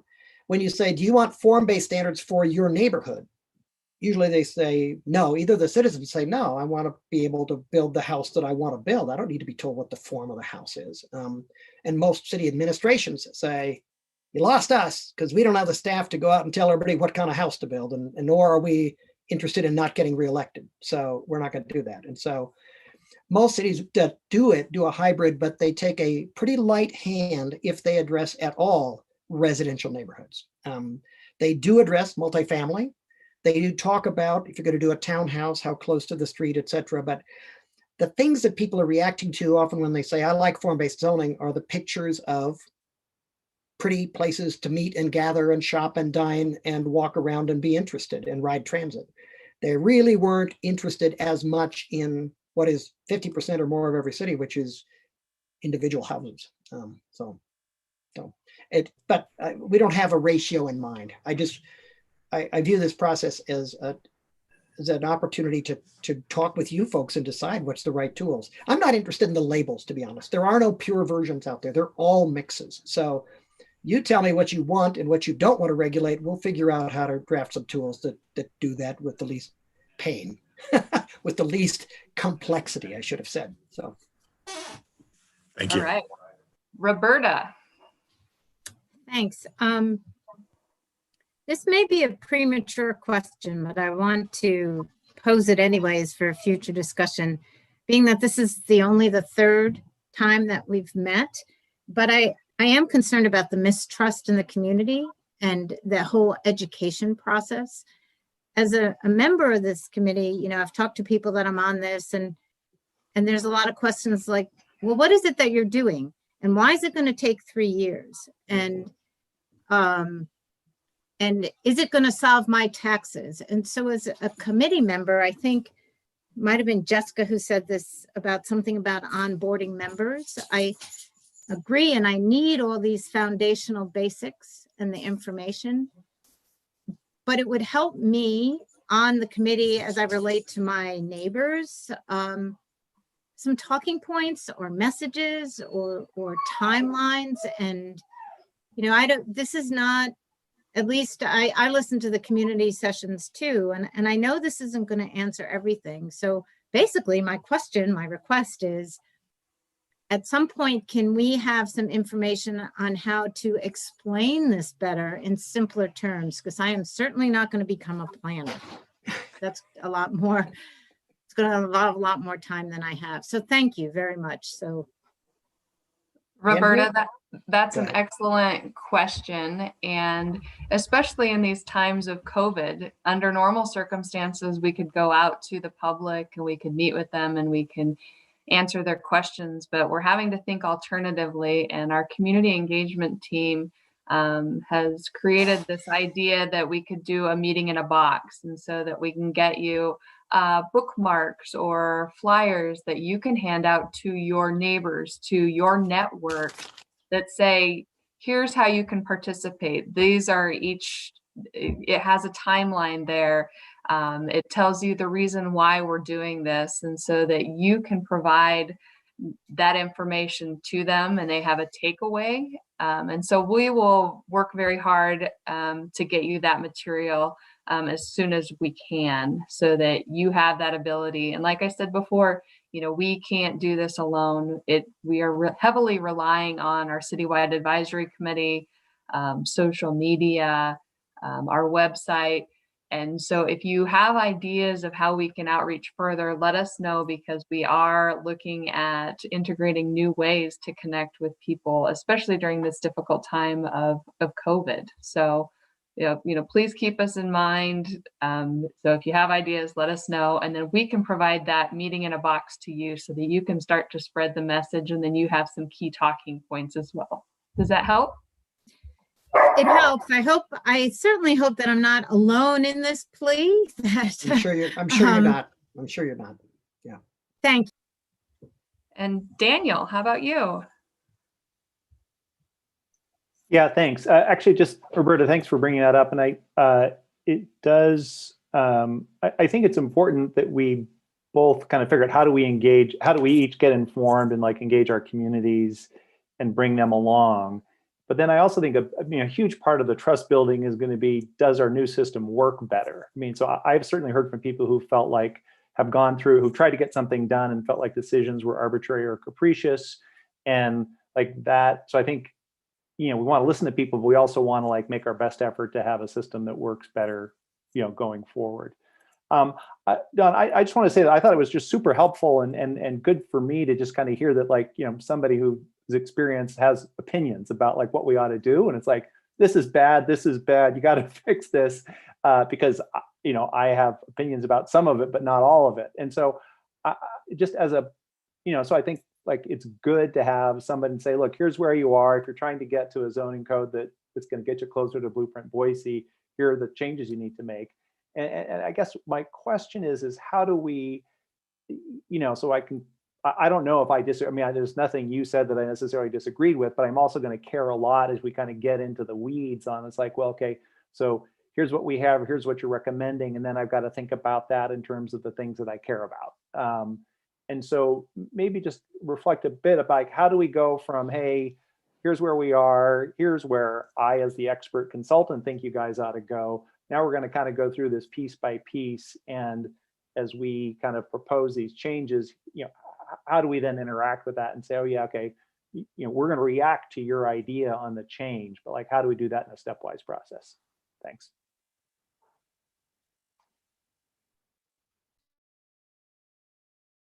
Don, I can't hear you. You're on mute.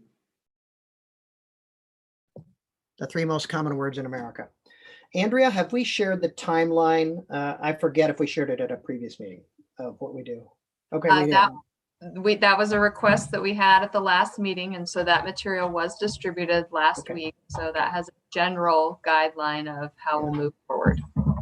So Daniel, the short answer is this. Right now we're focused for the next 2 months, and we're interrupted by 2 holidays, and we're delayed by COVID. But we're focused on making sure the diagnostic, that when you pick it up and read it or look at it in its final form, you say, I think that's a good roadmap. I think my thoughts have been reflected in there, or I agreed with it anyway, so I can go with this. That's the focus. When we get into the actual drafting, I think you asked a version of this maybe at the last meeting. The only way to do zoning is to put a module on the table. What we're going to talk about first is listening, and then Clarion will put on the table for your review a set of zone districts and permitted uses that we think respond to Blueprint Boise. And we will footnote in detail the changes from what you have now. The effect of this would be to change X to Y. Or you would no longer be able to do this in the district. We haven't been asked to do that, but I'm using it as an example. Or this would allow people to do the following thing in this zone district, or this is a brand new zone district, and here's why you need it.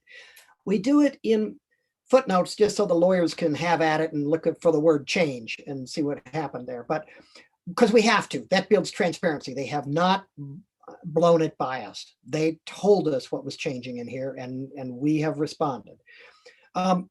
More importantly, we will highlight for you and for the public saying, if you're not a planner, as Roberta said, you're not interested in being a zoning geek, you're staring at this document, you appreciate the fact it's not a whole code, it's only a third of a code, but you want to know what you should focus on. And the short answer is we try to do memos ahead of time, and we try to make the PowerPoints saying, we can't read it for you. You can read it. You can look at the footnotes. Here are the 10 big ones. Here are the 15 big ones, and raise any other ones. And here's the tension. We are resolving this against this. Don or Clarion thinks the best practice is here, but there's been a real resistance in Boise for ever doing something like that. And here is why we balanced them this way. Or, Clarion said, you really ought to go this direction. And you know what? We just disagreed. So that's why what Clarion said is not in here, because staff said it can't be done, or you guys disagreed, or it was 4-1 against it in the survey. I don't know. But the only way we can do it is to build your trust that if we are changing something big, you will be told about it, and we will shine a flashlight upon it. Now, if we disagree, if we explain it and half of this group says yes and half says no, we end up going back to staff and say, well, we work for the city of Boise, and the city is going to be the one who has to recommend this for approval. And the city's going to have to be the one to administer it. And the planners make their living trying to think about how to implement Blueprint Boise. So if half say X and half say Y, and the city says, you know what, it's a close call, but X, that's what's going to be in the draft. All right, Dawn, we have Richard up next, followed by Brad. And then I would also like to note that we have a question from our YouTube viewer. And so we will address that right after Brad. Yes, hi, I guess I'm up. Thanks, Dawn. I think this was, again, another great intro, and I appreciated the overview of the last findings. I don't want to be kind of the Debbie Downer here, but in terms of the trust, I feel like I really have to make a fairly strong statement about this very large part of the amendment being taken away from this group in this housing bonus zoning amendment rewrite. And, as you say, these are changes that we're talking about that are going to affect us for generations to come. As you say, this is very hard. We need to get it right. I personally just think we're making a really big mistake by separating this right out of the gate, and our legitimacy as a advisory group, I think, is threatened right now and right away. And so, Boise kind of has a history of doing this with citizens advisory groups. So I hope that if there's any way that this can be brought back into our ability to understand it and weigh in on it and hopefully improve it, or at least understand how it will affect our task. I certainly hope we can do that. Thank you. Thanks.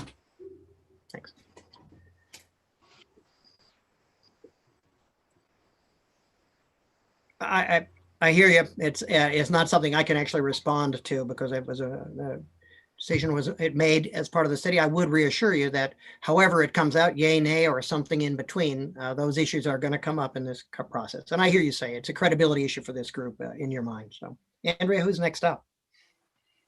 Brad Nielsen. Hi there. Can everybody hear me? Yes. First time I've been unmuted. I'm glad somebody mentioned focus here. I feel highly uneducated in this process right now, and I'm struggling to understand what my focus really is.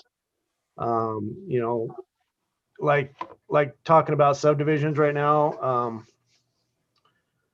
How many subdivisions are we really building within the greater city limits now? I mean, it seems like a lot of stuff we're talking about is in an affected area that's outside of our limit.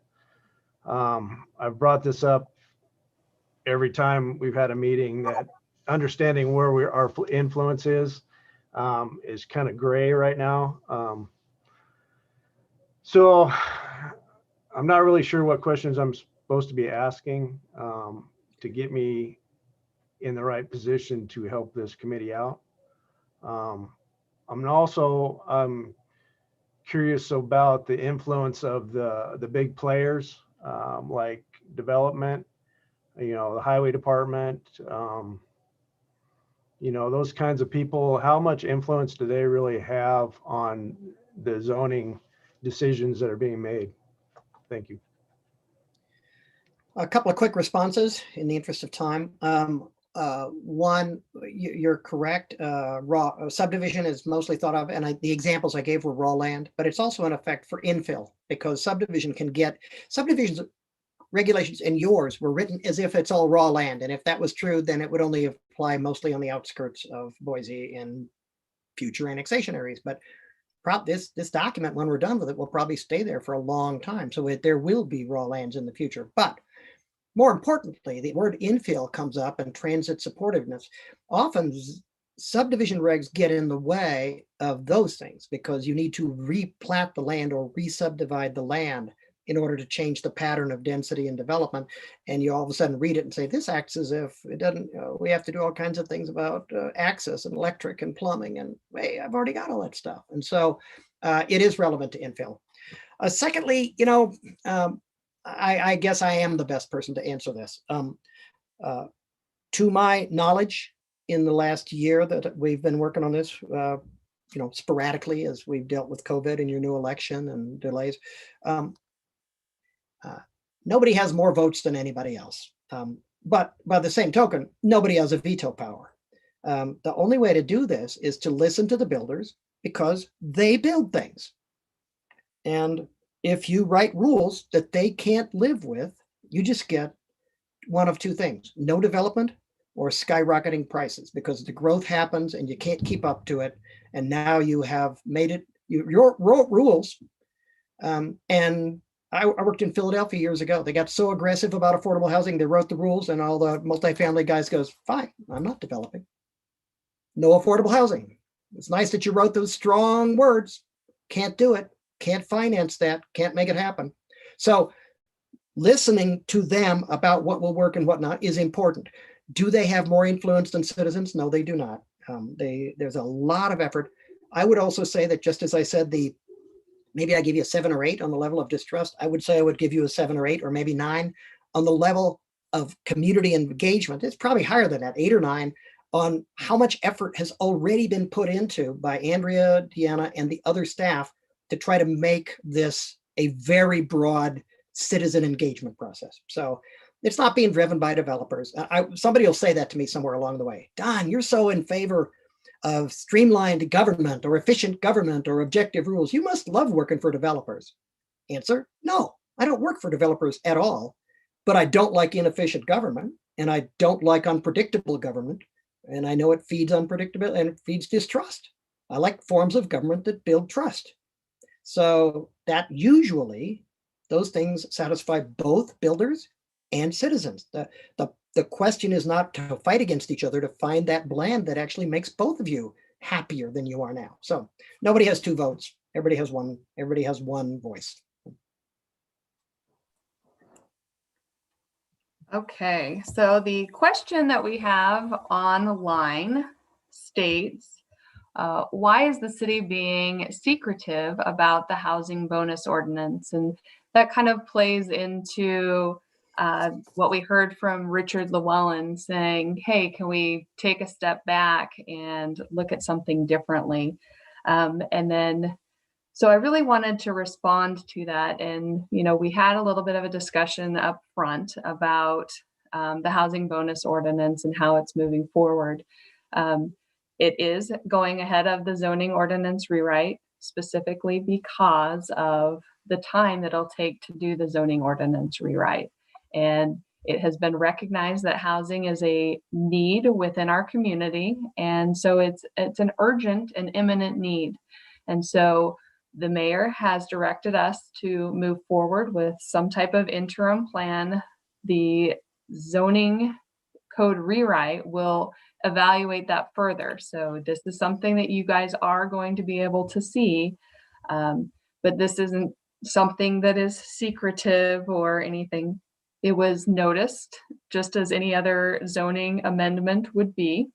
So when we noticed every neighborhood association and any agency in our jurisdiction that may have input in regard to that. We have provided a website for individuals to provide feedback. And then most importantly, we heard, hey, I think this is too short. Can we ask for a little bit of a reprieve? And so the mayor agreed and said, hey, I really do want to hear that citizen feedback. And so what we did is we deferred the item for 1 month. And so now it is rescheduled to be heard on December 14th. That deferral time has allowed us to meet with a number of neighborhood associations. We've had a number of individuals call us. We've had manufactured home communities call us with fears of displacement, and we have scheduled meetings with them. And so we're kind of working with them and talking about it. I've talked to a number of citizens as well for hours at a time, asking for those feedback. So we aren't moving forward without the zoning, the Citizens Advisory Committee. If you have comments, I know that I have received comments from about 8 of our committee members thus far. If the remainder of you'd like to provide comment, please do so. We have an entire website dedicated to the housing bonus ordinance, and it has a proposal there. When we move forward to the Planning and Zoning Commission, we're going to be very upfront and say, this is what we've heard, and we're hoping that we can respond to what we've heard. And keep in mind, it's only an interim ordinance. We're going to be looking at it more holistically as we move forward as a group. So please keep that in mind. There's nothing secretive. It's all out there, and it's available for anyone that would like to review the materials. Ian, did you have a question? Yes, I guess it seems like there's some, I'm following the conversation in the chat as well about this. It seems like there's people that view this as a good kind of experiment to see what works. Are there plans to check in with the housing bonus ordinance as it's going? So we don't, 2 years down the line when the zoning rewrite's done, we don't say, oh, that was a bad idea. I guess, are there plans to check in intermediately as it's going on to see if it's working? That's a great question. And the answer is absolutely. With any type of plan, it's important to evaluate, what is happening because of that. And so we'll be tracking anybody that were to utilize that particular section of our code. And a really great reminder too is that this isn't our only incentive code that we have. If you actually take a look at our multifamily standards in our existing code, there are allowances where you can increase density if you're near transit. You have the ability to reduce your parking if you're available, or if you're near a transit line, if you're providing additional bicycles, if you're providing affordable housing. So it just targets a different group of individuals. And so this isn't new. This isn't new to our community either. So this is just a different way for us to approach affordable housing to get different products in different price points for everyone. And it really plays back into that strategic priority of a house for everyone. And then it ties back into the comprehensive plan and looking at housing and stable neighborhoods and how we can build these places for people. So I'm hoping that answered your question. And then I also have Brad Nielsen again. Yeah, I just wanted to encourage everybody to get out into town and look around and see what is actually happening. I would encourage you to go south of Victory. I know this is getting outside of city limits again, but south of Victory, probably between Cole Road and even 10 Mile, the subdivisions that are going on out there. I'd never heard of this housing bonus thing, and I often wondered why they were stacking these houses so close together. I think in my neighborhood, I have to be at least 20 feet away from the neighboring house. And these new neighborhoods are literally 5 feet apart. You could jump from one roof to the next. If you look at that for future, I mean, what's the value of that house going to be in the future when this flow of people slows down and we're done stacking houses on top of each other? I mean, what kind of value is that kind of property going to have where they have no backyards? I just don't understand it. I understand we need to have housing for everybody. The elephant in the room is the mass flow of people that are coming into the state and city. Nobody really wants to talk about that and why, but it's happening. But I think stacking people on top of each other is a long-term problem. Again, thank you. Yeah, no, it's a complicated problem, and our firm has had to deal with other rapidly growing cities who are concerned about. Some people call them pull-apart townhouses. Some people call them tall skinnies. But that's being driven by land value, by the fact that the only way to make it affordable is to get more units on the site. And you are exactly right. I've had somewhat heated discussions with developers where they say, Don, it must be good they're buying it. And I say, they'll buy anything right now. They can't afford it. They have to buy what you build. That doesn't mean it's a good city. That doesn't mean that this is going to stand the test of time. We got to figure out where in that. And sometimes it means not allowing that. Sometimes it means requiring more communal open space to leaven it all up.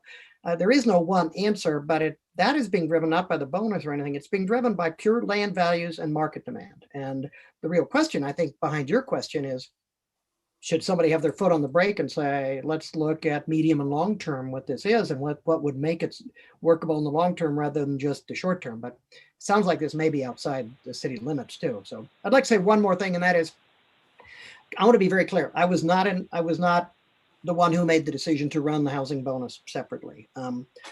However, it's not uncommon at all for cities to say, look, we got a problem we got to solve right now while we're tackling the big zoning ordinance rewrite. Bloomington, Indiana did that to get some interim controls to manage some student housing issues. Rochester, Minnesota just did that to come up with solutions for TOD, for transit-oriented development, that would then be reconsidered and rolled into what's going on. We have had numerous cities say, get us an interim ordinance on accessory dwelling units and then reconsider it as you go down the road and as you've had a more thoughtful balancing with others. So I just want to point out, I was not involved in this. It is not uncommon. And by the way, it is also likely, I will say this, it's also likely that other things will come up in the next 2 years that the city will need to deal with right away. And they will not go through this group. I'm just saying, like, what if this happened a year ago and the city had to figure out whether to use parking lots for outdoor dining? I'm making up an example. They would not want to wait 2.5 years to get that ordinance through. They would pass an ordinance on an interim basis and then say, so is this good for the long term? Is this not good for the long term? City government goes on while you're doing this hard work. And while we always roll those things into the final product, if council has asked advice, give advice. If council has tried to say, we've passed this ordinance, make sure you roll it into what you're doing, we'll do that. But I do want to mention, we need the thoughtful thinking about long-term good of the city and what the zoning ordinance will get there. And in the meantime, the city's got to keep running. The wheels got to keep turning. Something's got to keep happening, or people don't have their urban services. And frankly, they're not willing to wait for those things to be fixed. So. All right, we have 2 additional questions, one from Patrick Spouts, followed by Esther. Thank you. At a couple points in this discussion, there's been points made about the distinction between activity centers and the more developed, denser parts of the town versus traditional single-family home neighborhoods. Also, with some of our goals about new housing types, affordability, and equity across the city. And also your comment about how sometimes cities would say, we're going to do form-based zoning in certain denser parts, but leave the current existing single-family home neighborhoods more or less as they are. I want to sort of clarify if, as part of this rewrite, consideration of things like parking limits and minimum lot sizes, et cetera, in the existing kind of R1C neighborhood areas is on the table to ensure that changes in the city are distributed equitably throughout the whole city. Yes. Yeah. No one's told us to keep our hands off anything. 10, 15 years ago, when I walked in the door, they said, Don, fix it all and don't touch the R1 district. That is not true of any code that we're writing now. They don't know how it's going to come out. They know that people want to leaven the diversity. A lot of people support it in concept, don't support it on their own block. And that's just a conversation we're going to have. But nobody has said, this is done. Figure out a way to do Minneapolis and get some other types of housing into single family. And they've also not said, you know what, stay away from single family housing. So that would be part of our discussion. Thanks. It's all under consideration. Appreciate that. Yep. Yeah. Esther, take the floor. Okay, thank you. So just a couple of things in light of Brad's comment about the Victory area. For those who haven't paid that much attention to planning and zoning, I would personally encourage you, especially now with the virtual meetings, to consider attending or at least browsing through the agenda for the P&Z meetings to get a sense of the type of developments that are occurring throughout the city boundaries, because you will see, we still have, we have all kinds of development going on throughout the community. So that would be a great opportunity for those that are just diving into planning and understanding what's being proposed across the city. And then I have just a comment for Don and Clarion. We some of us have had an opportunity to read through the document that Andrea sent out, but I think as someone who has been paying attention to projects and watching development occur for the last almost 20 years across Boise, and then going to other cities where I see a lot of walkable work, residential mixed use and transit. I come home and I think about, wow, how can we make that happen here? And so I thought that your document that you kind of summarized, in reading through it, I thought it really hit on some really important key points. So I just want to say great job, and I am excited to move forward and start getting down into the weeds of the zoning ordinances. Thank you. You never know how that sentence is going to end. I've read your paper and ... I think you missed the boat. No, I'm kidding. So thank you. No, that's nice. And it's still unfinished. So we still want, I don't know if we have more questions, Andrea. I know we're over time. We are over time. So if you'd like to, let me actually give a couple of follow-ups. So in some of the notes that we had read, we've been asked to provide a link to the video from City Beautiful. So we'll go ahead and put that in the minutes for you. We'll go ahead and attach the PowerPoint so that you have that information that you can reflect on. And then you can also share out should you choose.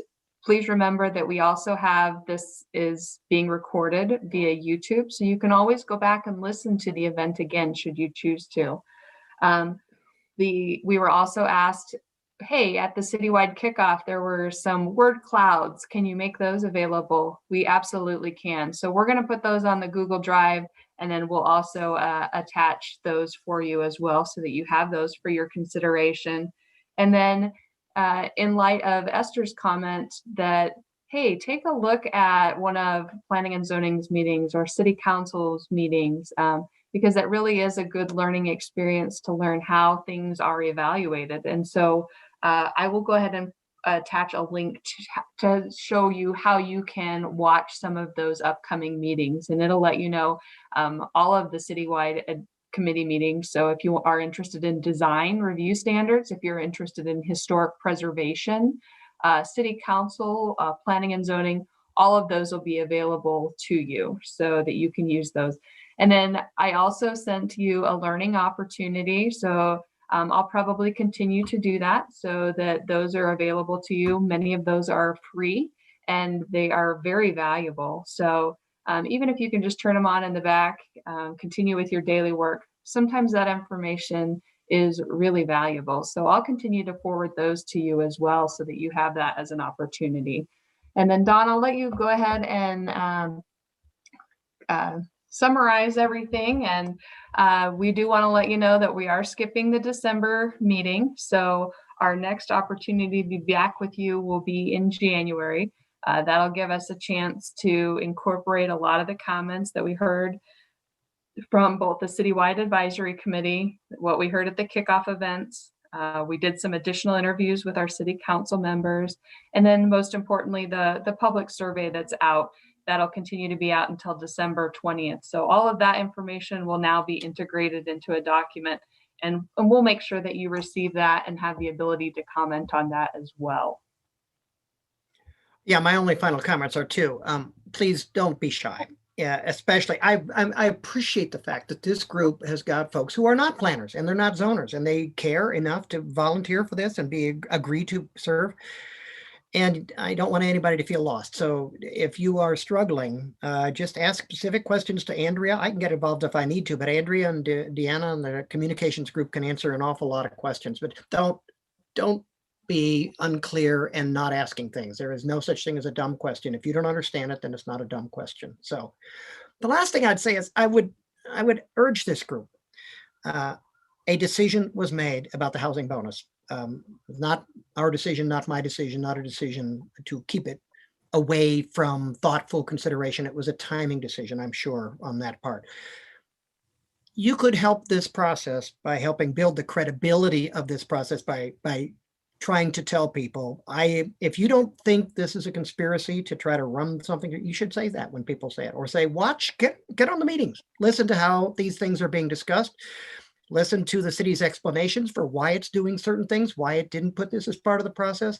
But part of, when we say credibility, if you think there is a problem, contact Andrea and she'll contact us. If you think that you doesn't feel like this is a conspiracy to you, feels like this is a thoughtful, balanced process in which we're trying to come up with good answers, say that. You can help build the credibility in this process, and that will be helpful to all of us for the next 2 years. Thanks. Okay, and then I lied. I have two other people that would really like to comment. Because we're having such valuable discussion, I don't want to interrupt that. That's so fine. That's fine.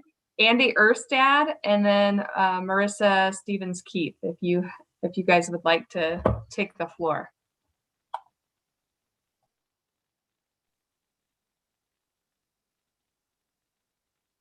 I'll go, I guess. No, I was just going to address Brad, but I sent him a private message just letting him know that I was also in the area of impact. So I really don't have a comment. I was just going to address him, but I sent him a message. Great. Thank you. Andy, did you want to address the committee? I can't hear you. Andy, you're muted. Now you're muted.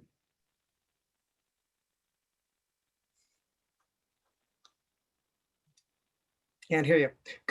Can you put it in the chat box? Can you put it in chat if it's short enough, and I'll try to answer it, or we can try to answer it, or you can have it recorded.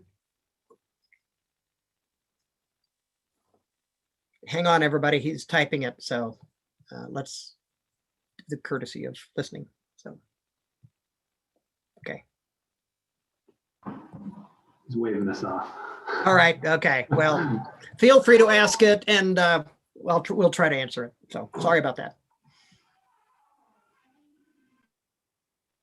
And please keep in mind that the dialogue doesn't stop here. If you'd like to provide additional written comments, please do so. We'll make sure that they are considered and that it's received by the committee.